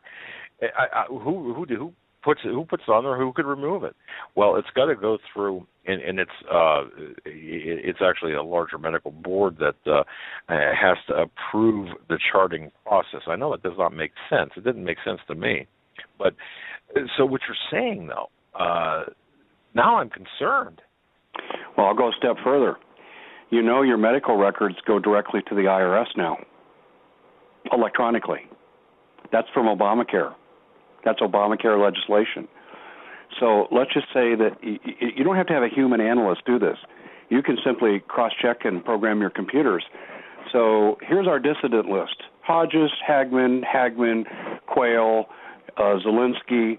So you go down the list and you go, okay, name all the dissident lists that have asthma. Oh, bingo. Okay, let's go get them. That's simple, guys. And what better way to implement a full-scale change from the way they do the health records to, mobilized electronic health records, which is what their ultimate goal is, through some kind of RFID chip. I think I have seasonal asthma, and I grew up with it. I played college basketball. Obviously, it's not a factor in my life. I've always controlled it through medication and avoiding certain foods. But I'm on the list. I'm a quarantined guy. And I don't think this is by accident. This legislation wasn't made for Dave Hodges, but it was made for all the Dave Hodgeses out there.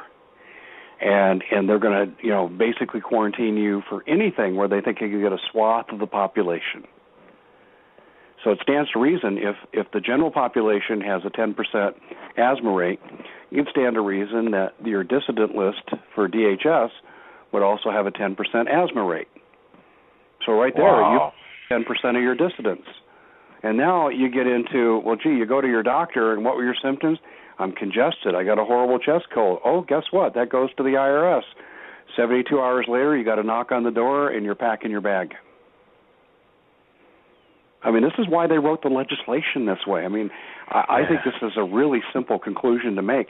When I first heard that under Obamacare, your medical records go to the IRS, I was thinking, why? Why would Obamacare care about that? And I started thinking, well, if they start passing quarantine legislation against people, and I thought this before what, Joey, you mentioned came out, I said I could see how they could cut a swath out of the dissident movement.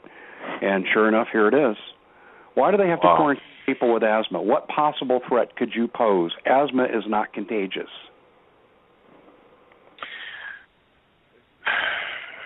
They talk about all their technology and rapid detection of disease methods that they would employ, and that's contrary to what we see with these executive orders. Being put in some kind of detention or containment when they state they have the ability to, rapidly detect these diseases through population centers.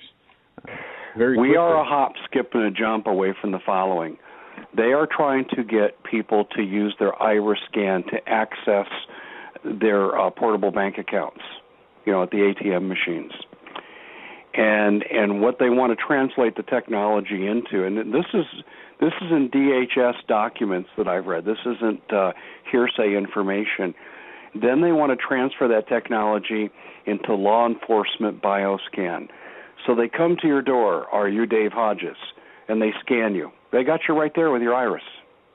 And on the iris, they link into your records. It's like your thumbprint. And now they see, oh, okay, you've got this, and you've got that, and you've got that. Come with me, sir. You have to be quarantined.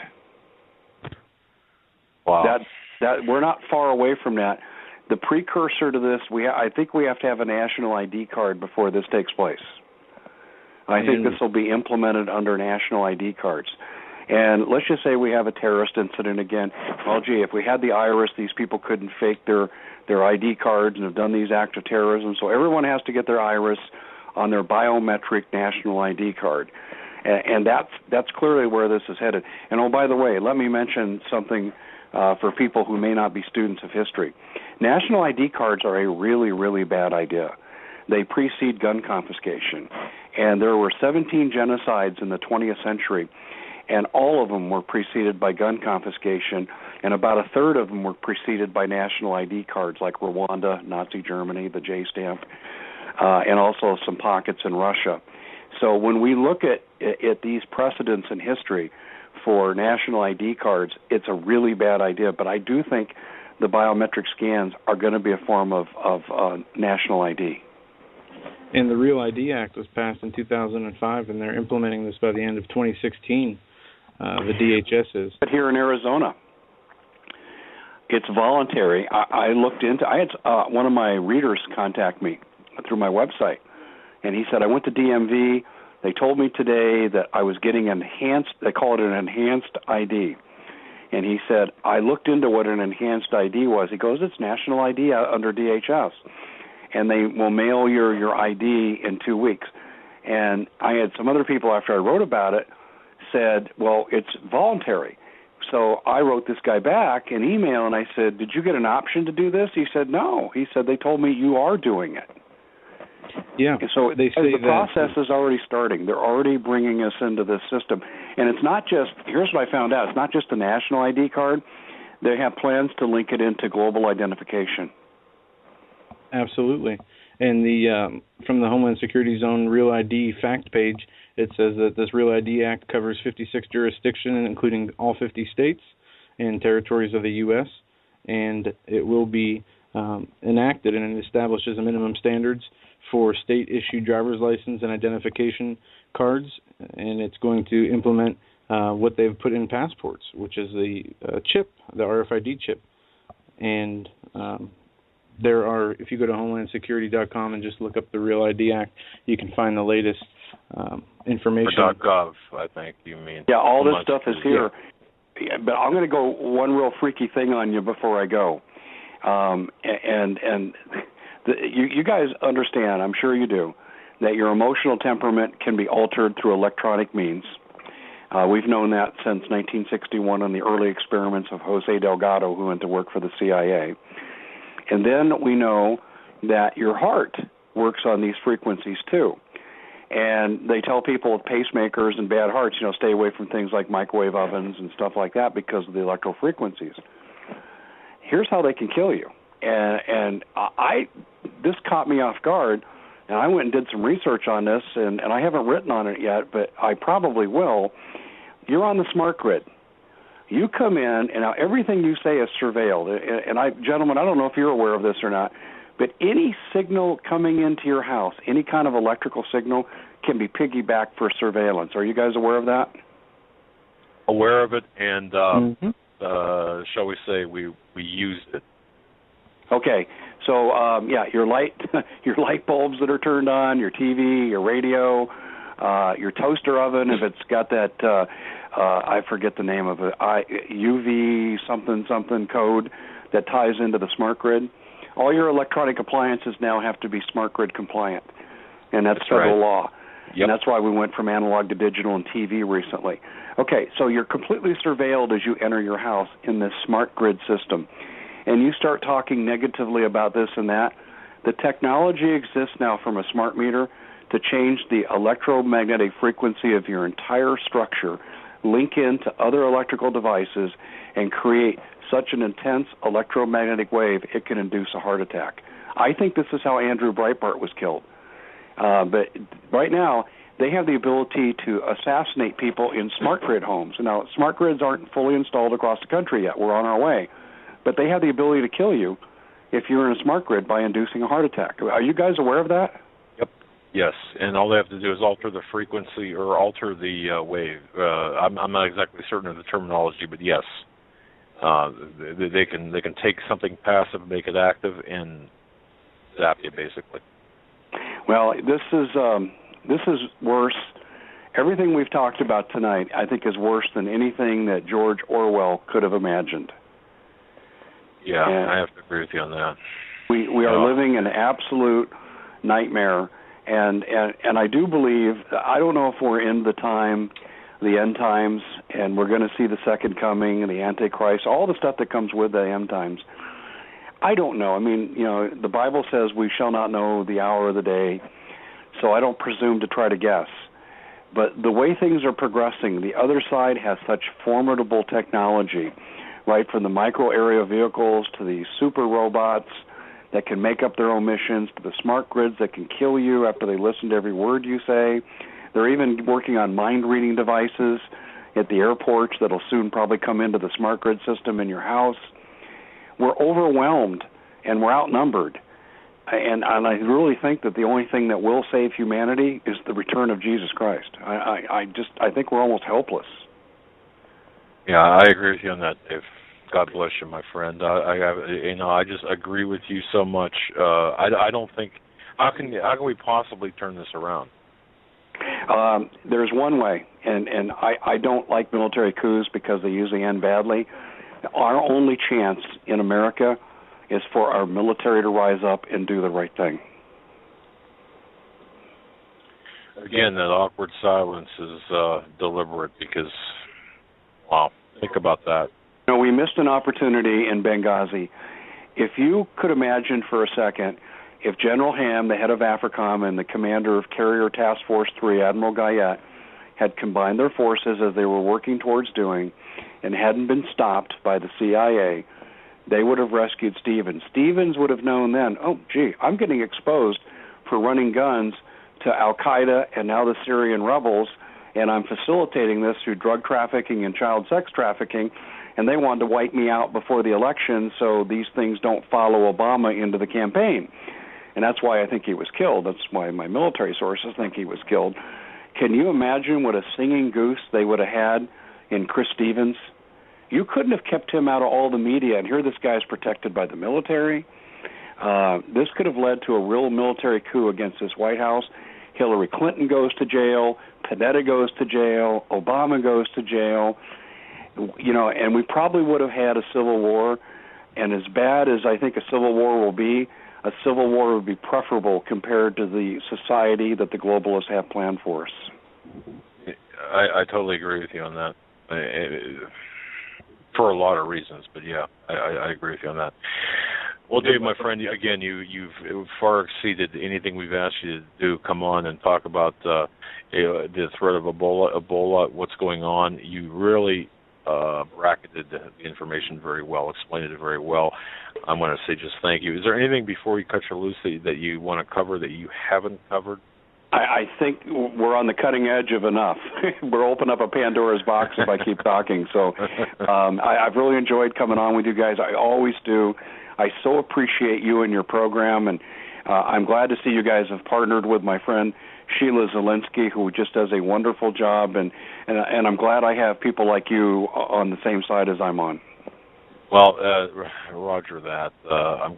We're glad to have you on our side as well. You are a very formidable, ally. Thank you so much for everything you do. Dave Hodges, CommonSenseShow.com. Folks, visit his website and look at the articles. Dave, thank you for coming on. God bless you, my friend. My pleasure, guys. Talk to you later. Safe. All right. Thanks, Dave. And I want to thank Marianne for sending this in. Marianne, a listener. Bill Gates says vaccines can help reduce world population. This was published back on October 1st, 2010. Folks, remember this. We had talked about this. In fact, I know Dave Hodges had talked about this and brought this up. The elites will get certainly good vaccines. So they will decide who gets what kind, who lives and who dies. But Natural News, Mike Adams had written an article at a recent TED conference presentation, Microsoft billionaire Bill Gates. Now, this is, again, written back in 2010, October, who's donated billions or hundreds of millions of dollars to new vaccine efforts, spoke on the issue of CO2 emissions. Again, this goes back to, the global warming scenario and the effects on climate change. Now, he presented at that time, and folks you'll remember this, a formula tracking CO2 emissions as follows. CO2 equals, and it's a real simple formula, P, which stands for people, S, which stands for services per person, E, energy per person or per service, and C, CO2 per energy unit. Now, he adds that in order to get CO2 to zero, probably one of those numbers is going to have to get pretty close to zero. And, of course, he's zeroing in on the people. And, of course, but reducing the world through population through vaccines, he said that Bill Gates said we could reduce the world's population. If we really do a good job on new vaccines, we could lower the world population by 10 or 15%. What in the world You're does taking that mean? that out of context. I've heard so many excuses for what he said in the comment. Just like the TED Talks where he gave the speech that, I think he put up the population, growth, carbon, put up 4 different sets of numbers, and he said we have to get one of these numbers to zero. And he was implying people. that he was the one that introduced the death panels, was the one advocating for them. They're advocating them before Obamacare was even passed. And George Soros plays a role in this too, with ownership of certain bio weapon labs, from the Department of Defense involvement to Tulane University and others. He's been it's been pointed out that they actually shut down one of his labs and was under investigation, as well as the Tulane lab. And you see the Gates, you see the Soroses behind this push for a international, and we see it's not just the World Health Organization. The World Health Organization is enlisting the help of the World Bank, which they want to implement the UN. The World Bank, what is this set up to be? One world religion, one world economy, one world political force. And that's what the UN, the World Health Organization, and the World Bank are here for. Well, clearly, as their stated goals. Exactly. And clearly we're looking at through Agenda 21 population, or the climate change agenda, all of this. We're looking at reducing, or not we, but the elites are looking at reducing world population. And Gates seems, I'll go back to Gates here, he seems to be saying that one of the primary purposes to reduce global population, one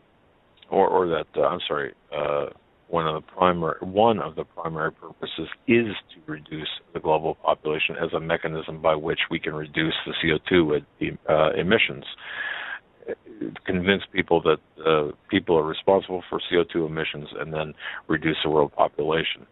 And folks, you can just look on, you can do a YouTube search, and find the video where he says this. Now, here people might say, well, wait a minute. Now, how in the world can vaccines be used to reduce the world's population?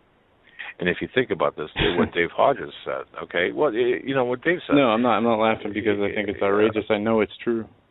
Well, they could kill people very slowly, or slower than the actual disease, the disease itself. All right, in a way that's really not noticeable, or effectively noticeable, or essentially noticeable. One example I heard, if people want to look into this to find out if it's true or not, was mad cow disease, a form of it can lay dormant in your system for up to 40 years and can be triggered by some sort of chemical that would be introduced at a later time. And I don't know if that's true or not, but that was the example that was given. And could you imagine something like that? You already have it, and there's nothing you can do except wait for them to implement or release their phase 2, which activates that disease. Yeah. And then the fears surrounding all that would lead you to, look at 9/11, and this is a quote from an article from thetotalcollapse.com. It says on September 11th, 2001, the American public was subjected to trauma-based mind control. I agree with that. Brainwashing. Trauma-based mind control uses extreme fear or horror to shape subconscious minds of its victims. It's a highly effective technique for making people submit to authority without realizing what they are doing or why.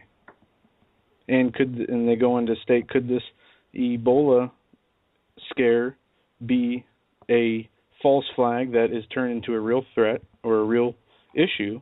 And they list several examples of how this was used before. The threat turning into a false flag They list the Lusitania. They list Pearl Harbor, 9/11. All of those, the Gulf of Tonkin, and so on. Yes, we've, that's the thing that, and when we come back after the top of the next hour, I want to talk about Benghazi because the hearing started today, the Select Committee in Benghazi. This all plays into the larger scheme of things, but. Look back in history. Folks, that's why I'm really big on historical events and things that have happened in history.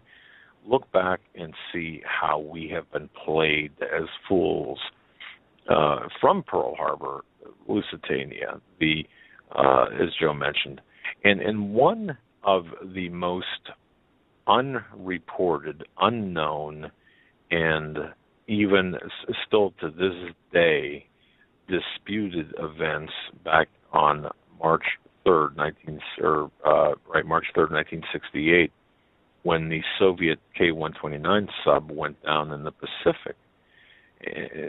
That Soviet K-129 sub was equipped with nuclear missiles, and one of the missiles exploded in the missile silo.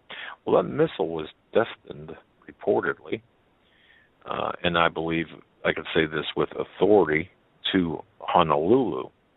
And what was taking place at that time was the Russians wanted to get the United States out of the game. Well, how are they going to do that? Instead of taking them on directly, they were going to fire a nuclear-tipped missile from the K-129 300 miles away from Honolulu and blame China for it, or have China be blamed on it. And, of course, we would retaliate against China, and don't forget the time period in which this would have taken place, when we were active in Indochina, in Vietnam, at the height of the Vietnam War. And, of course, for those interested, you could research the Glomar Explorer and such, and you can find information about that. So think about what a different world we would be living in had that actually taken place. And what Dave talked about earlier, he doesn't, we're living in a time that's different from any time before, from what the Bible says. And it mentions here, except those days are shortened, there will be no flesh saved. But for the elect's sake, those days shall be shortened. And this is pertaining to the tribulation, the great tribulation, such as not was since the beginning of the world to this time, nor ever will be again. And we're given a set of things that will happen, events, from the earthquakes, from the famines, to, the apostasy, the hatred of people, the gospel being preached into all kingdoms, the wars and rumors of wars. All these things, as many people say, are on one of the first times all these things are on the table and are going on simultaneously. That's right. So if this is not the beginning of the Great Tribulation, it's certainly an indicator as to the times that we live in. Correct. You're absolutely correct. But by the way, when I asked Dave Hodges about Bill and Melinda Gates, or Bill Gates, why Bill Gates and what the deal was there, well, let me mention this, because this, again, Mike Adams from Natural News had written about this earlier. This certainly is not my intellectual material. So Bill and Melinda Gates, they have funneled, and I didn't know this. Well, I guess I did know this, but I suppose it just wasn't foremost in my mind. They funneled hundreds of millions of dollars into vaccine programs targeting people all over the world, including one program researching the development of sweat-triggered vaccines. Now, think about that. That could be used specifically, or that could use specially coded nano materials to deliver vaccines to people without using injections. And that does translate into without one's consent as well. But even more interesting than that, the Gates Foundation, Bill and Melinda Gates, the great people that they are, kind of makes you want to throw your Microsoft Windows machine PC out the window, doesn't it? Anyway, they also invested millions of dollars into sterilization technologies that are called a temporary castration solution. Think about that. Yeah, and I want to, I've been doing a lot of research into different writings from Freemasons, and Benjamin Franklin, in one of the publications from 1734, writes about why the philanthropist aspect of their behavior is so important. They believe that because it says in the Bible, charity covers a multitude of sins. The more the money they give, the more they're forgiven. Not only that, on the face value of the contributions they make, it makes them look above suspicion when it comes to implementing nefarious agendas. And they say as much in their own writings. So you have a person like Bill Gates with all this money who is, donating $50 million to vaccines or whatever the cause is. He's not doing so to help people, to better people's lives. He's doing so he thinks he's, one, going to cover his own sins, and two, he's going to, come off as a person who is very generous and above the suspicion of being a globalist, death panel, population killer, eugenicist. The enormity, folks, of all of this is it's almost beyond comprehension when you think about this, even to the point where I find myself wanting to turn myself off. I mean, you know what I'm saying? Like, change the channel. Please, change the channel. But I'm going to thank LDF. I won't get the name here. Sending me a news flash, Joe. This just in. Health officials are waiting for a ship from Africa to dock in New Orleans. The crew is sick with illness. Health officials in New Orleans were alerted Wednesday, that's today, and again, this is a live broadcast, it's the 17th day of September 2014, of a ship scheduled to arrive in the lower 9th Ward with men suffering from some sort of illness. Now, officials in New Orleans confirmed that the CDC, the Coast Guard, various other physicians, medical specialists are awaiting the ship's arrival. Yeah, this goes along with what I see here. There's a Ebola response roadmap that is a 26-page PDF document put out by the World Health Organization that talks about this roadmap that will continue to fight against the escalating outbreaks of Ebola. And it goes on to state that this Ebola virus disease outbreak response plan outlines the time and initial estimate of resource requirements. It talks about, it gives dates that are in the future here. It talks about a number of deaths that will be reached, and then when that number is reached, they will be able to declare an emergency to give the full-scale coordination and international support for the full implementation of their response plans. And they don't talk about this as a if it's going to happen, it's a when it's going to happen. It goes on to say that it acknowledges that the aggregate caseload could exceed 20,000 over the course of this emergency. The roadmap assumes that a rapid escalation of the contemporary strategies will allow the application of the containment strategies within 3 months of this document. So they expect to implement this in the countries that are being affected within 3 months of the release of this document, which was released on August 28th, 2014. And it's a UN-led plan. It will be implemented with emergency personnel who will be involved in food security, sanitation, hygiene also. That's the minimal things that they're involved in. But as I said, they're going to be involved in social mobilization, full community engagement, burials, surveillance, tracking, and monitoring. They're going to be involved in implementation of different programs on the continuity of the plan, they say, to ensure that they will be able to continue to move unhindered.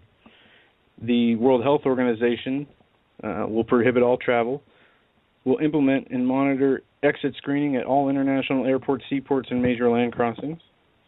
They will establish... Wait a second. Stop right there if you can, because Chris sent an email with a question, and I think that this kind of, if we approach what you've got there with the question from Chris, and I think this is on a lot of people's minds right now. Chris writes, what are the signs that we should be looking for to decide not to commute or travel to work or anywhere else for that matter? If we want to avoid the roadblocks, will there be any signs ahead of time that would give us a clue to take the day off, or, not go outside? Let's see. She writes that she travels 52 miles over an hour to work, and that's a lot of people that do that. So is there anything in particular that she and our listeners should be looking for? Well, here in the United States, from my research, unless there is a airborne Ebola that is out there that has been released, from what I understand, the Ebola virus mimics a lot of different ailments that come in a third world country from the lack of sanitation and hygiene, like malaria. Here it would be more noticeable, and we've seen people recover from the Ebola virus here. I don't know what the threshold for quarantining yourself would be. A lot of people are stating that they are implementing the vaccine in order to disperse the disease, which could be true, it could be not true, but it plays into that fear, hyping up the fear. Why is there so much attention being paid to it here in the United States? Why are they giving press conferences on it? Why are there's so much news coverage on it when we don't have a pandemic here? It is in Africa. Just like the ISIS terrorists, why are we the ones that are leading the efforts to get involved in this Ebola crisis in the international community? Just like we are the only ones really getting involved, or at least at face value right now, in the crisis in the Middle East. I think the United States is a huge backbone to the UN and their military aspirations. And I think that's one reason. Well, our military might, and we're going to talk about this after the break here, our military might is, it really affects everything, including but not limited to the U.S. dollar as the world's reserve currency. We will go for the top of the hour break. We missed actually the first one. Folks are listening to a very special edition of the Hagmann Hagmann Report. This is Wednesday, the 17th day of September 2014. I'm Doug Hagmann in studio with my son, co-host, fellow investigator Joe Hagmann. Together we are the Hagmann. To tell you first thing right now, AmericanSurvivalWholesale.com. That's AmericanSurvivalWholesale.com. I was talking with the owners today of AmericanSurvivalWholesale.com, and I'll say this: they're actually expanding. They have a brand new branch in Austin, Texas, in which they are expanding, and they're doing a lot of things to enhance the logistics, getting the product out to people, making it affordable for people to have long-term absorbable food. There is a fantastic, folks, if you go to AmericanSurvivalWholesale.com, you can go to HagmannHagmann.com and click on at the footer there's a link directly to American Survival Wholesale. Having said that, do so. And they've got a fantastic clearance package, ladies and gentlemen, that you don't want to miss. If you go to Shop Survival Products, all products, their clearance special, their warehouse closeout special, 205 servings of long-term storable food for only $100. That's one. They've got another one, which I'm going to be putting up on our website, HagmannandHagmann.com, after the program tonight. I'm not going to tell you about it. You're going to have to go to our website. It's a fantastic offer that because it's an offer where folks. Well, I'll give you a little hint. You know the straws, the filter straws, that they're worth like $20. I mean, it costs $20, or I mean, they're very good for filtering water. I mean, it's excellent to have in your bug out bag or your survival area. Well, let me tell you something. They are giving those away.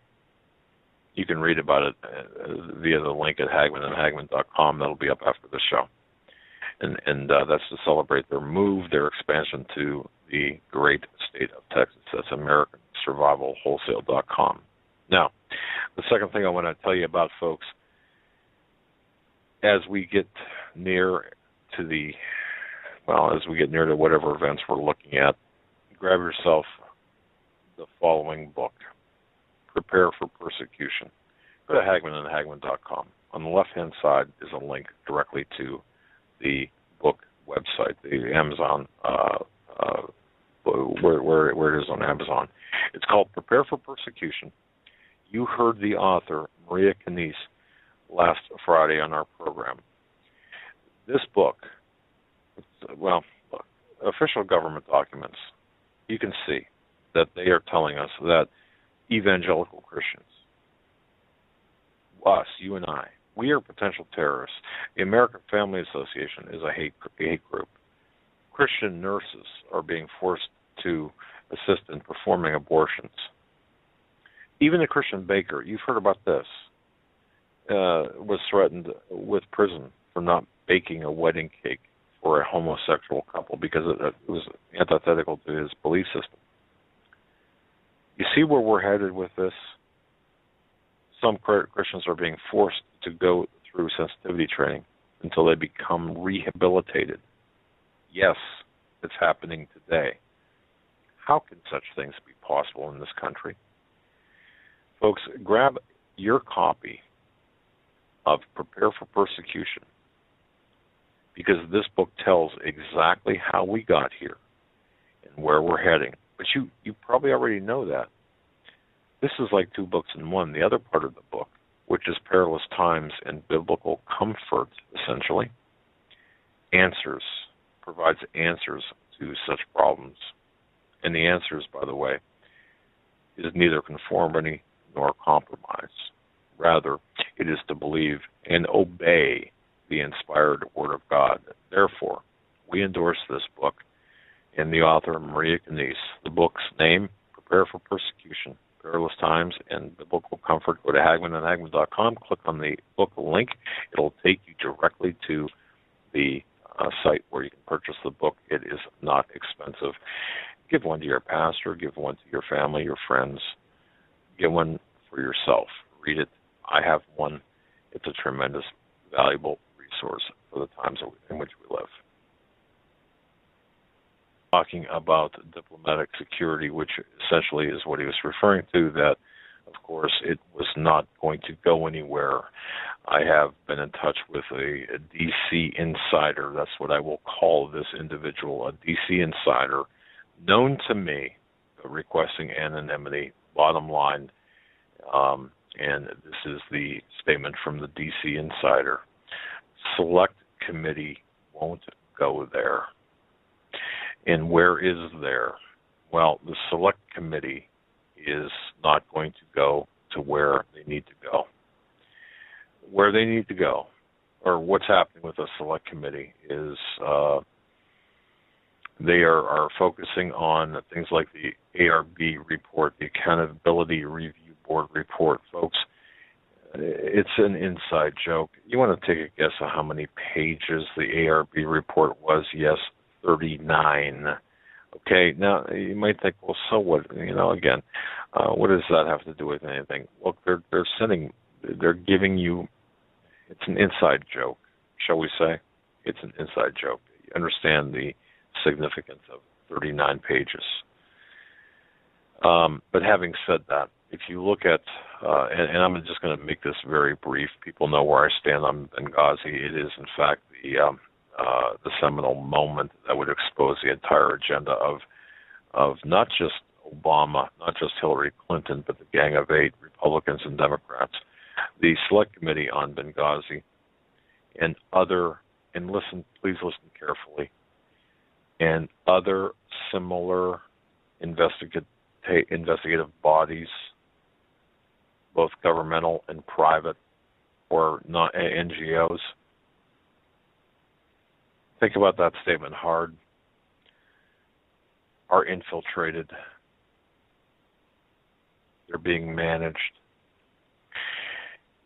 If you want to know how badly this is being managed, perhaps the most, and I'm going to end with this, perhaps the most visible and effective misdirection out there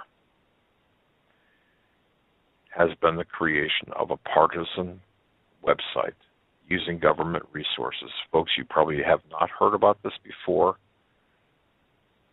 I haven't heard any news stations talk about this. I haven't heard any talk show hosts talk about this, but there's a website out there. It's a government website. It's called Benghazi on the Record, Asked and Answered. This website contains the Select Committee logo. And you know what? At first glance, it would appear to represent the committee's findings, this committee's findings, before the investigation has even started. What it actually is, folks, is a public relations offensive. And despite its glossy appearance, it's offensive, all right.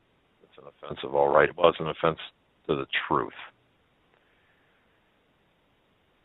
I found this website when I was doing research. It's actually split into two separate parts. And Joe, I'll ask you this question. I'll ask you for a guess on this. The questions and answers. There's two parts of this website. The first part is the question and answer section, database. The second part's a compendium. Within the database section of the website, there are a number of questions that have been reportedly, quote, asked and answered. Do you want to take a guess of how many questions have been, or how many questions are there? What number they're using? 25.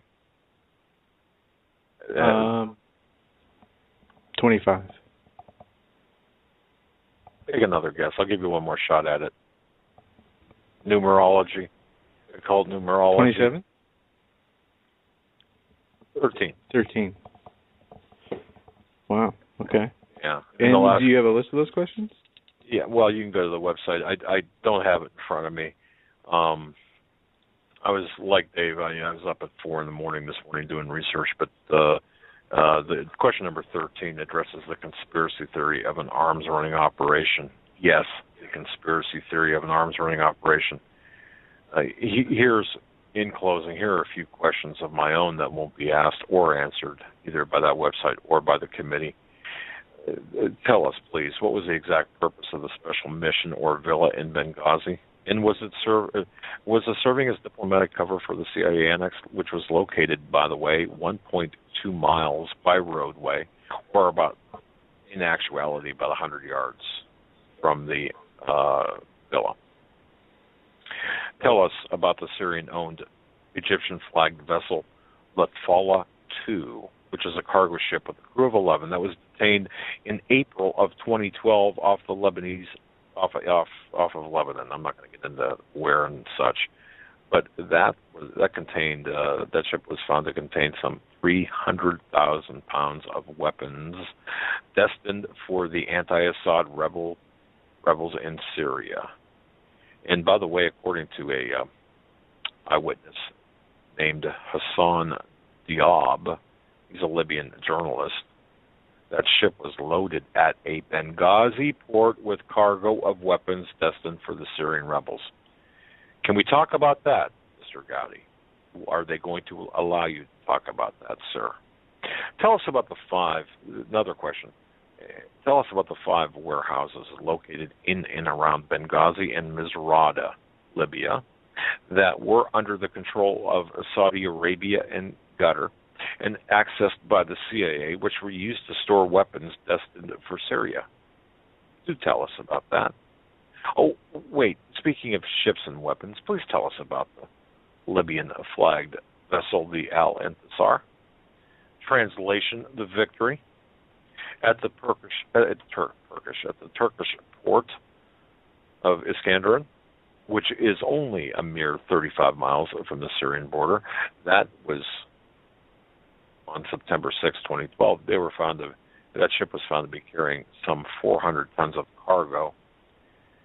Oh, a little bit was humanitarian, but as described in a September 14th report by the Times of London, there were a lot of weapons on board that were destined for Syria via Libya. The Ho Chi Minh Trail of weapons running. So, are we going to address those few questions, Chairman Gowdy and members of the committee? 12 members, 7, I think 7 Republicans, 5 Democrats. Again, partisan politics doesn't matter because the entire committee is being managed. And folks, we're in for a dog and pony show. It's not expected, the hearings are not expected to conclude until sometime in 2016. And of course, all of this is just conspiracy nonsense.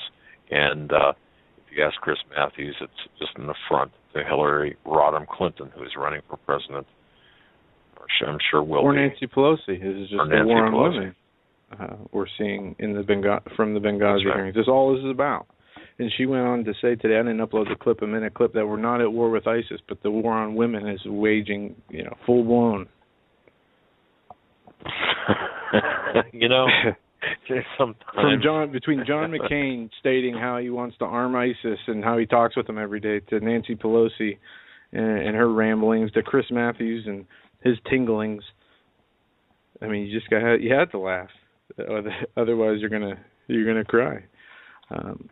Good old Tingles Matthews, and of course, Mad Mike Malloy, mad in the truest form of the word, not angry, but mad, by definition, Mad Mike Malloy. Yeah, that guy is out there.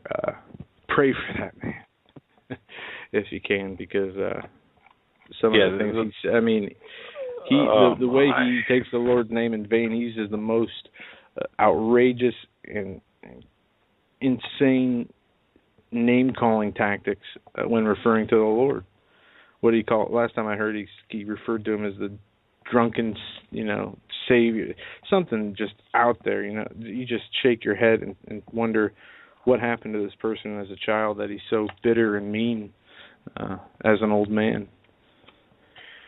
Yeah, and then you've got to wonder if he did eat lead paint chips as a child as well. That stunned his intellectual growth. But maybe that's mean. I shouldn't say that. All right, Joe. We got a lot of news to get into. Today is Constitution Day. Did you know that? I've got my copy of the Constitution here on my desk, the United States Constitution, and I did not know that until you brought it up. That's how well, I'm on top of things. September 17th is designated as Constitution Day in recognition of the anniversary of the signing of the Constitution in 1787. And the website, The New American, has a list of 24 constitutional questions every American should be able to answer. And there's some interesting and relatively simple to common sense questions here that, a lot of people really don't know. I saw. I'll bet you. I'm sorry, Joe, but I'll bet you this, ladies and gentlemen. If you take one of the actual citizenship tests, and to our audience, even though you guys, and I know you guys are like the smartest listening audience of any radio broadcast, but if you take a test, I'll bet you can't get half of the questions right about the Constitution. I'm going to ask you a few. Number 20, the last one, number 24. You're going to embarrass me, aren't you? How many times is the word democracy mentioned in the Constitution? Oh, none. Exactly right. Question, let's see. Question 12. Are there any specific crimes mentioned in the Constitution? Specific, I didn't hear you. Specific crimes? Specific crimes, yes. Yes. Can you name one or two of them? Sedition, treason. Yep. Bribery, counterfeiting, and piracy. I was going to say counterfeiting. Piracy escaped me. Number 8. What are the constitutional requirements for a person to be president? Oh, I know this one. Oh, pick me. Go ahead. Okay, and we can give the people in the chat room. And he's not looking at his Constitution. Yeah, you have to be over 35 years of age, be a natural-born citizen, according to Article 1, Section 2. You got 2 of them, yep. Okay, and you've got to be a white rich guy. Nope. No. Okay, the third one is you've had to reside in the United States for a period of 5 years? 14 years. I'm sorry. You were a lot closer. I mean, I knew 35 years and a natural-born citizen. I didn't know about the residing in the United States for 14 years. 14 consecutive years, by the way. Does the Constitution give the federal government power to create a central bank? No, and heck no. Where in the Constitution is there authorization for foreign aid?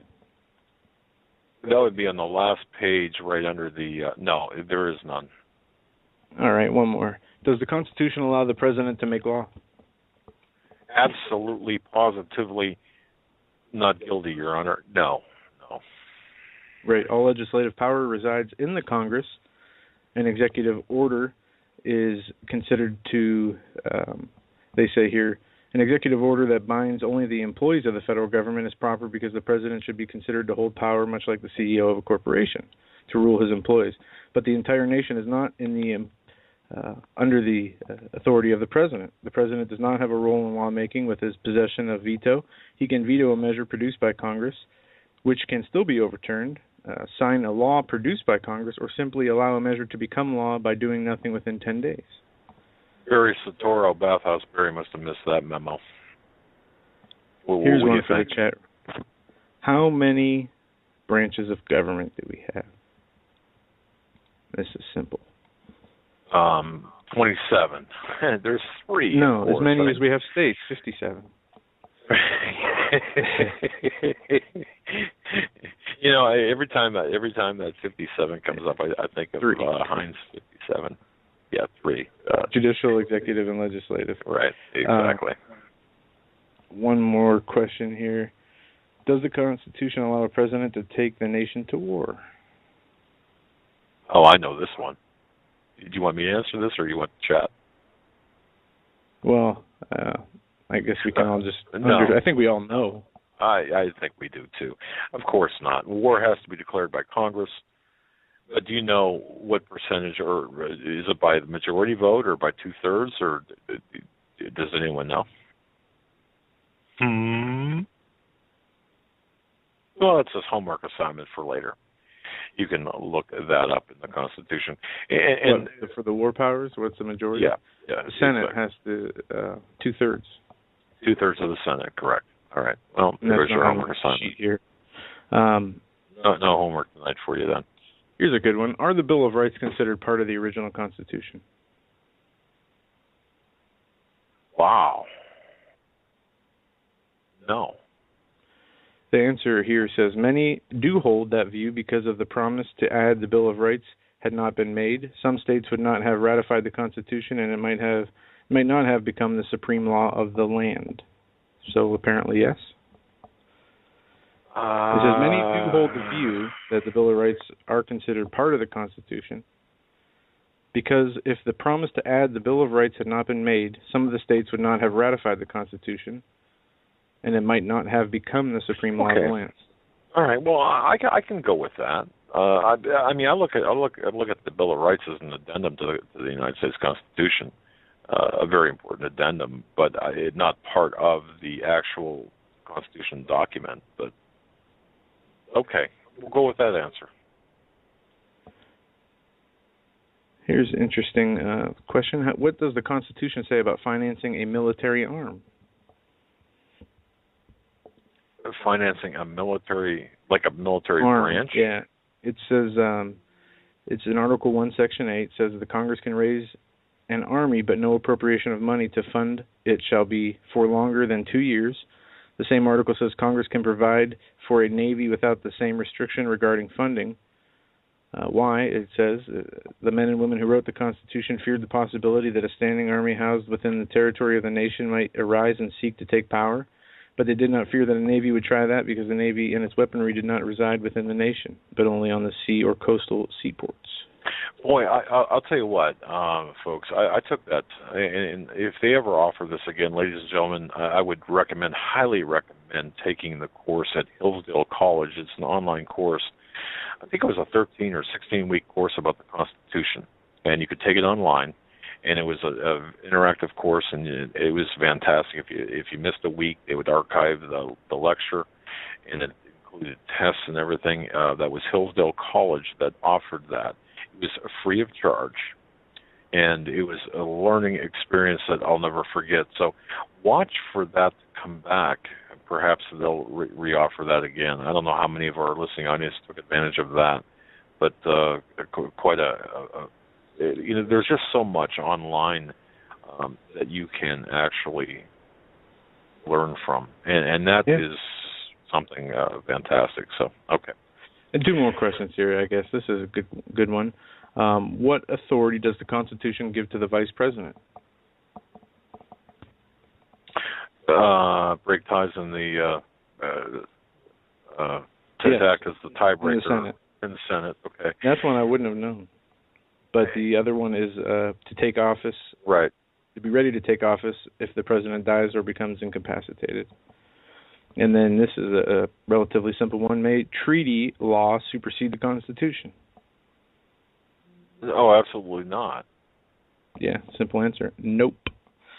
And folks, this is where the various treaties too, and it's kind of good to talk about this and to remind ourselves too, the small arms treaty that we're faced with.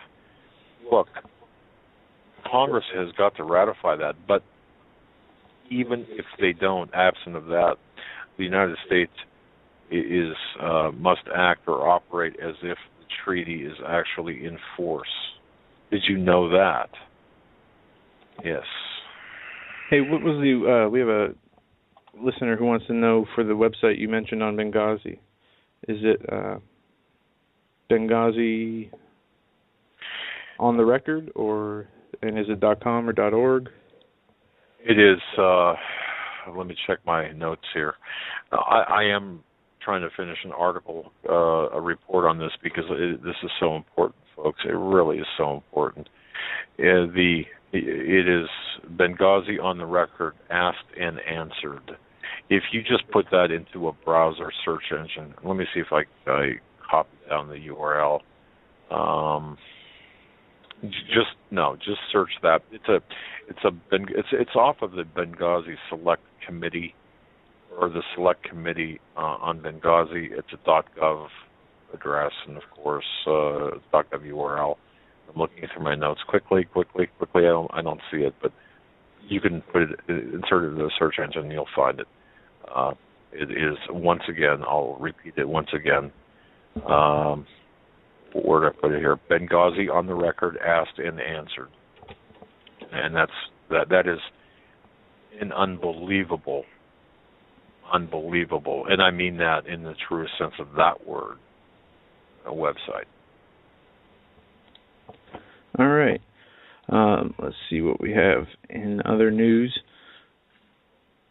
We have the House passed a bill today to audit the Federal Reserve, and this was passed by 333 yeas to 92 nays. The bill would require the Comptroller General to conduct an audit of the Federal Reserve's Board of Governors and banks within 1 year and submit a report to Congress on its findings. A version of the bill sponsored by Republican Ron Paul passed in 2012, and that nothing became of that. Representative Paul Brown, who failed to advance in the Senate GOP primary earlier this year, said the measure would increase transparency at the Federal Reserve. This is a vital piece of legislation that will help usher in a new era of transparency in this nation's monetary policy. The bill sponsor, the Federal Reserve, is a creation of the Congress, and it must therefore be subject to oversight of the Congress. And this article goes on to say, if enacted, which is a huge if, there is probably zero chance. And if this does get enacted, I would be a little concerned about what was going on at the Federal Reserve, because for over 100 years they have been able to dodge any investigations, any disclosure of real numbers, and I don't see that changing anytime soon. Even in their own papers, they talk about the level of secrecy that they work under. Yeah, no. I wouldn't even waste my time on even considering any type of legitimacy or assigning any type of legitimacy to this type of an audit. Come on, are you for real? Not you, Joe, or ladies and gentlemen, but I mean, seriously, will there be an honest audit of the Fed? I don't think so. How could they be? And again, they're neither federal nor reserve. We've got to remember that. Certainly, I don't believe any of that. They even state in their own, mission statement, the Federal Reserve Act will provide for the establishment of a Federal Reserve banks to furnish an elastic currency to afford means of rediscounting commercial paper to establish a more effective supervision of banking in the United States and for other purposes. What are those other purposes? They have the ability to create money, therefore controlling the value of the money. They even state here that this system is independent of the government. And they say they must work inside the parameters of the U.S. Congress, but they have never been held accountable or held to question by the Congress. Well, again, I do believe that any type of audit, in quotation marks, would be certainly insincere, and I would question the authenticity or legitimacy of any type of audit. If you had a real audit of the Fed, you'd have people would be in jail, and really say, they have the sole authority over any changes in the monetary policy issued by the Federal Reserve Bank, and that is directly contradicting what it says earlier, that they are subject to the Congress. They say their authority is above and beyond question of any political office here in the U.S. I think what we need to do is really a program on the Federal Reserve, only because there's a lot of aspects of the Federal Reserve people, believe it or not, other people, your neighbors, your friends, coworkers, do not know or understand. And even to the extent that there are certain aspects of the Fed that affect our everyday lives, especially if you're buying a house or a car or whatever. But this is something that we have to get into. This just in, I want to thank TJ for this. Thank you for sending this, TJ. Boy. The House votes to fund arms to, quote, moderate Syrian rebels. Yeah, and I think we touched on this headline right before the show came on. Right, we did. But we didn't get a chance to get into it. And I do have that article here. Also, there's another interesting piece I want to get into here. But the House approves the first part of the Obama's war plan to train Syrian rebels. The House voted overwhelmingly Wednesday to back Obama's request for the permission to train and money to arm the more reliable forces among the Syrian rebels, giving the first congressional approval to the White House. It just popped up here. Still developing war plans. 273 yays to 156 nays. And it seemed the limitation that is limited to the assistance of Syrian rebels is about only part of the conflict on which there is any agreement. But they say this is the first step to inserting America into a combat role and beyond the current role that they hold right now. Well, ladies and gentlemen, you're watching the World War III. We're already in World War III. It's just what stage are we in? And you're watching just another step towards Death Race Damascus, World War III. Certainly not the Yellow Brick Road. And I heard on the radio that the Pentagon was putting aside up to $500 million to contribute into this effort. Also, there was other State Department and now that Congress has approved for funding of the arming of the rebels. How are you going to decide who to arm? I mean, you have this whole ISIS phenomenon, I'll call it, and they released some videos today. ISIS did, and my father and I watched these videos today before the show. And oh man, the one video was called, I believe. Let me pull this up here. You talked about. I'd like to have their marketing department. ISIS's marketing department. I mean, ISIS has a really slick and sophisticated media department. That's the title of this article. In addition to being one of the most brutal militant groups currently fighting in the Middle East, the Islamic State of Iraq and Syria might also have the most elaborate public relations strategy. John O'Brennan, he certainly has come a long way from innocence of Muslims to the PR campaign for ISIS. It goes on to say that these propaganda videos have a strikingly high level of production and quality, sophisticated graphics and logos. The content is English, and it's designed as a recruitment tool for Western audiences. One Mujahideen video shows smiling ISIS members holding AK-47s, handing out candy and ice cream to cheering children. It's in fact, we should post these that are on our website. They're incredible to see the production quality of these videos. This is something that this is not done in a cave, or this isn't done without some pretty professional assistance. And I understand too. I mean, I get it, but Joe, I think that this is the obvious use of YouTube and Twitter for the ISIS CIA, what is it, MI6? There's obviously intelligent agencies involved in this, whether there are intelligence agencies or they're from Europe, wherever. They're getting and receiving the help from governments, from highly trained people who understand how to put together. I told my dad the commercial reminds me of a Merrill Lynch commercial you see on TV. Yeah, and you're right. After you said that, I watched it, and it does. It has that slick, glossy, even the financial, or the recruitment, the appeal, I suppose. It certainly sells the sizzle. It's a Madison Avenue kind of approach to ISIS. In the main trailer, Flames of War, naked threat to U.S. forces.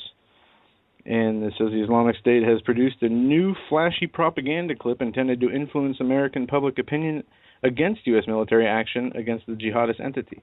Well, that's contrary to what I understand, because last time I knew that they were asking for America to attack them. So we had to ask, and there's been, I think the latest was a New York man. There's been a few people who have been found trying to join ISIS. Did you see those articles? Yes, and right now I think the numbers are 31,000. Is that consistent with what you've got? Right around 31,000, and a lot of the 31. I shouldn't say a lot. A significant percentage, comparable to, if you would compare it to Al Qaeda, for example, or other terrorist organizations. A significant percentage are people from the West. Well, don't forget the ISIS itself was it was created by our Western intelligence agencies. I say that people say, well, how is that so? Well, we equip them, we certainly train them, and this has been a process of over a number of years. Yes, it has. And what was the original term used to describe the first fighters from Afghanistan that we armed to fight Russia? What were they known as? The Mujahideen, correct? Right, back in the days of Brzezinski in the the war through the 1980s, correct? Yes. All right. Well, how interesting is it that their ISIS media department is created a new video series called Mujahid Tweets, depicting ISIS, an outlet to distribute their propaganda on Twitter. Why hasn't Twitter banned them? Why does YouTube allow them to, post these videos with that? I mean, we get copyright infringement slapped on us for stuff that's not even accurate. People get their YouTube account shut down for basically anything that isn't politically correct. But these people can go and post these videos and use Twitter and all these other... I mean, they don't hide their name. It's not like they're using a proxy name to get this stuff out. So what's going on? Well, I think we know what's going on. I think that we're being gamed. One of the major things, and again, this is why I believe Benghazi is so important. If you go back to former French Foreign Minister Roland Dumas, I'm not sure if you remember us talking about this. Former French Foreign Minister Roland Dumas. Britain had a planned covert action in Syria with respect to Syria. And now think about this in the context of ISIS. This goes back to 2009. Remember those emails that I referenced? Dumas wrote, I was in England 2 years before the violence in Syria and on other business. This is on a French TV channel. I met with top British officials who confessed to me that they were preparing something in Syria. This was in Britain, not in America. Britain was preparing gunmen to invade Syria. Now, this whole operation is a U.S., British, Saudi, Qatar, Kuwait, United Arab Emirates, Jordan, Turkey, all of this, the Gulf states, including the Gulf states, I should say. They were financing officially and unofficially and coordinating the most heinous elements among Syria's rebels under the tutelage of U.S. military intelligence. This is no secret. This goes back to 2009, for crying out loud. The U.S. and ISIS are fighting for the same goal, to oust Bashir al-Assad from Syria, as their original intentions were, our government, to continue the destabilization of the region. And from where they go from there, we already know. As my dad says, World War III. And that's what it's all about. I don't know of any. There are so many folks. You can listen to so many different radio and talk shows out there, but I really think that what we're talking about here is the heart of everything, the heart and soul of everything. We're at the precipice of a global conflagration. We're also at the precipice of an economic meltdown here in the United States and throughout the West. We're also at the precipice, as Dave Hodges outlined, of a potential pandemic. This confluence of events, you've got to look through this, or look at this through the context or through the prism of biblical prophecy. And of course, you've got some people say, well, blood moons. Some people say that they've got nothing to do with anything. Look, I don't know, but is this all coincidence? Where the Bible says there will be signs in the heavens? Are these not signs in the heavens? I would argue that yes. Yes. So, what time is it? Everyone wants to know, what time is it? All I can tell you, it's late. Probably later than we think. This from the Washington Free Beacon. U.S. government funding anti-Israel, anti-Semitic, anti-American school programs with federal taxpayer money. And what else is new? They've been doing this for a long time, but which programs is Bill Gates talking about?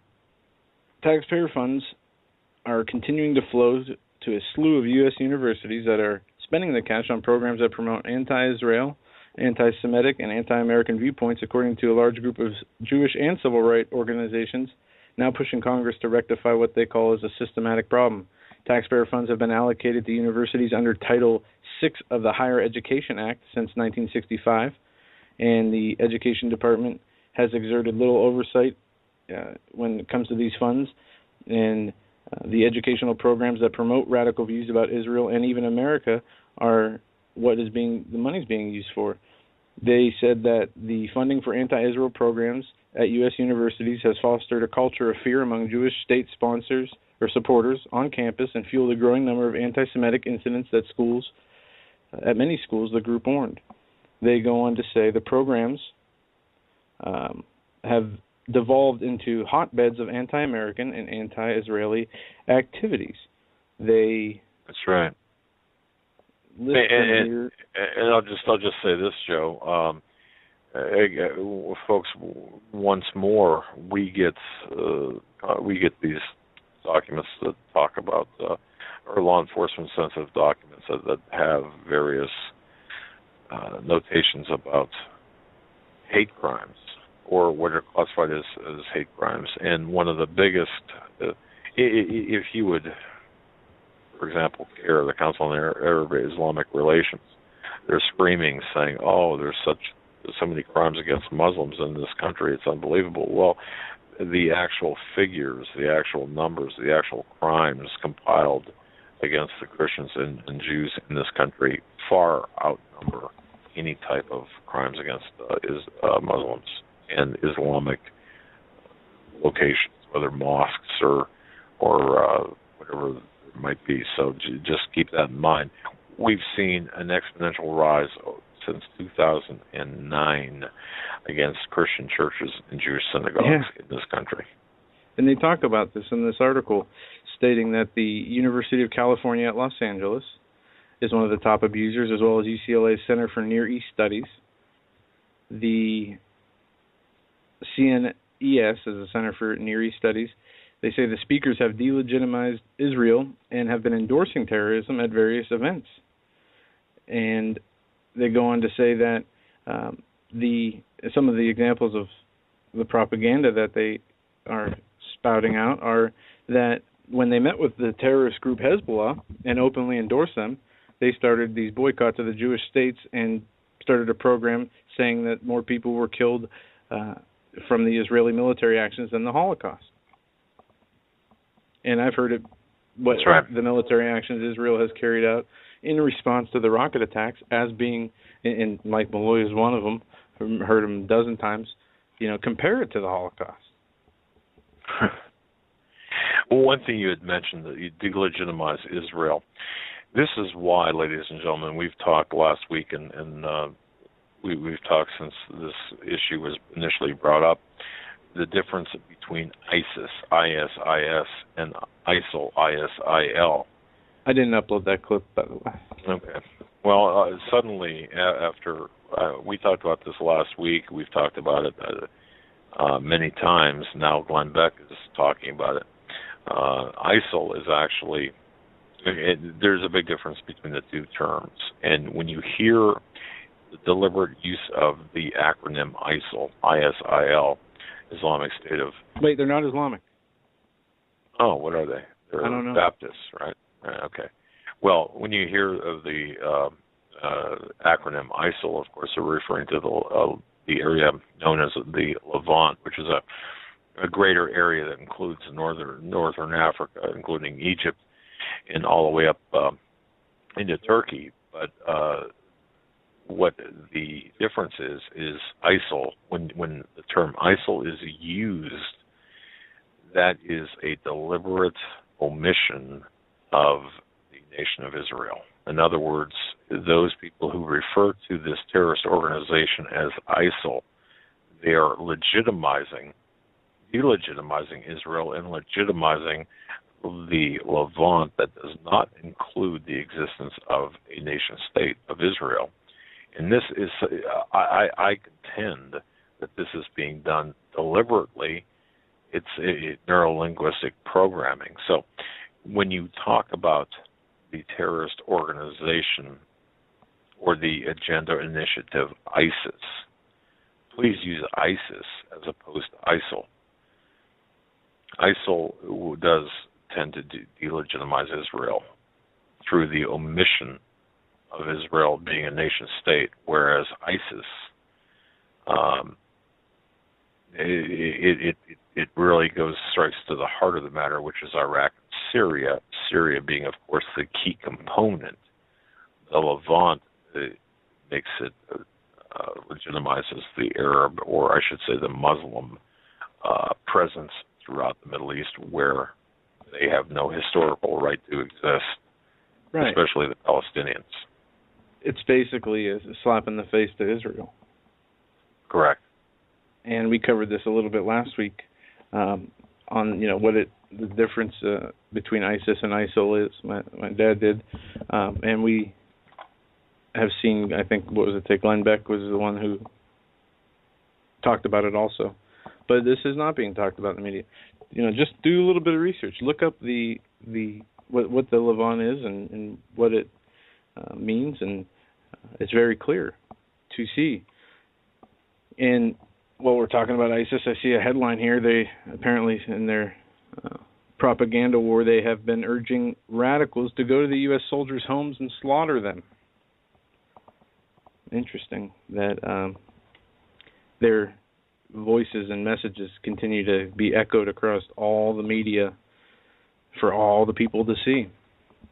If the media ignored a lot of their threats, a lot of their, and I'm not talking about potential attacks or security breaches to the U.S., I'm talking about propaganda. No, to say it another way, the media is actually acting as a marketing or propaganda arm for ISIS. Correct.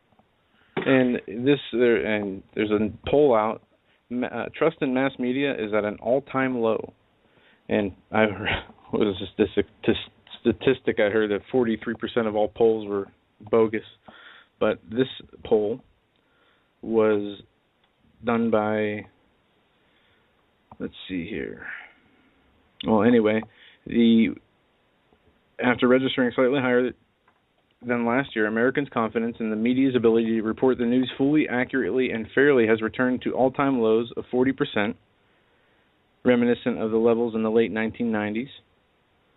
The Americans place more trust in mass media in 2004 than they do now, and the Americans' trust in media in recent years has dropped slightly in election years, and they go on to say there's differences between what they think the election is a trigger of a decline in the media trust, but there's a sharp uptick in Americans who think that news media is too conservative, which is an interesting part of this. And it goes on to state that the percentages show the Americans' overall distrust for the quote-unquote fourth estate and how that has changed in the last 20 years due to social networking, internet, mobile technology, and the growing disconnect. They consider mainstream news as they seek their own personal veins of getting information. At the same time, a general lack of trust in the overall government has also added to this distrust in media. This is a Gallup poll also.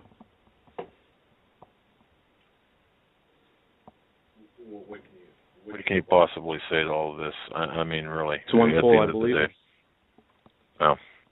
And, this story here, I want to hit this. U.S. court rules constitutional rights do not apply to Americans overseas.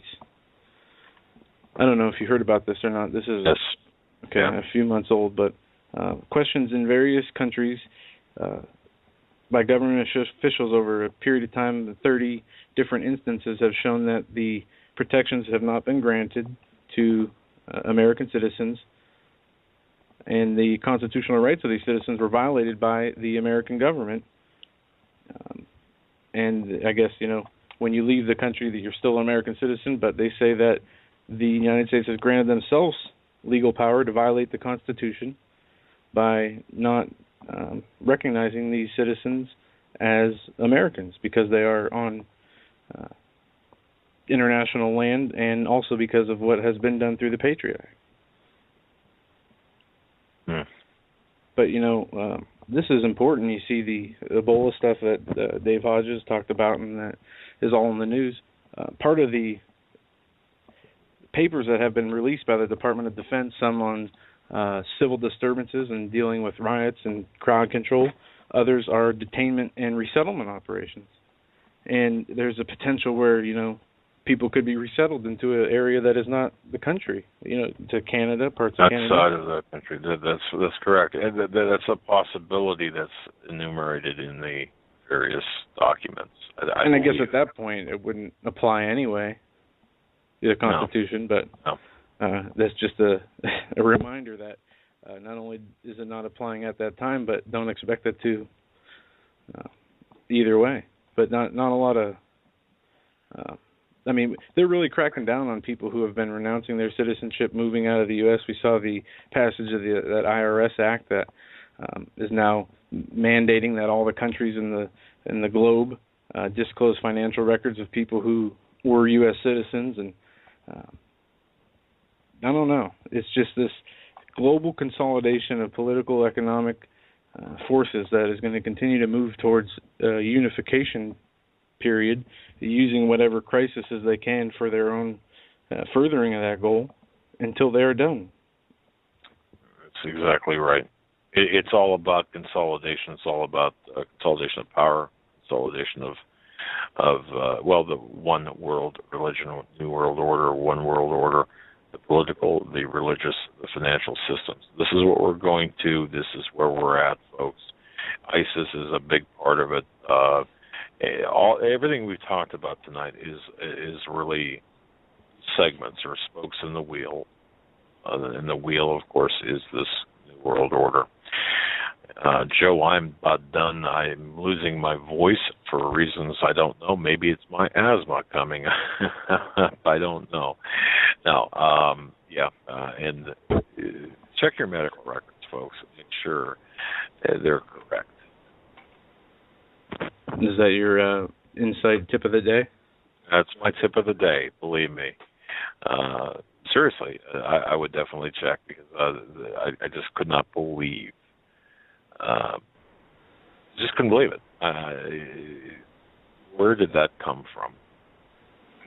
Yeah, and then to be told that, the people who put that on there can't remove it. Well, the electronic medical records, it's going to be harder and harder to have changes, things taken off your medical record rather than having them added. One last headline here, and then we'll close it out. But this is from yesterday, and I thought this is important because we see the crackdown of Christian and American literature and T-shirts, anything that is promoting Christianity or even America. People have been suspended, removed from school. Well, Satanists are now handing out religious literature at schools without any prohibition or confiscation of their materials. It's been reported in New York, Orlando, Virginia, and it goes on to say that the school wrote that the Satanists may be allowed to give out their material to students, and that the school is not going to interfere with the constitutional rights of the children. But take a Bible to school. See what happens. Man, unbelievable. On a bad note, but that will be it for tonight. Tomorrow, Paul McGuire will be our guest. 8 p.m. We'll be here. It's going to be a great show. I'm sure we'll get more in depth on Ebola, on ISIS, and on what is happening in our country through a biblical perspective. So make sure you tune in or catch the archive if you can't listen live. And thanks for tuning in tonight. Good night.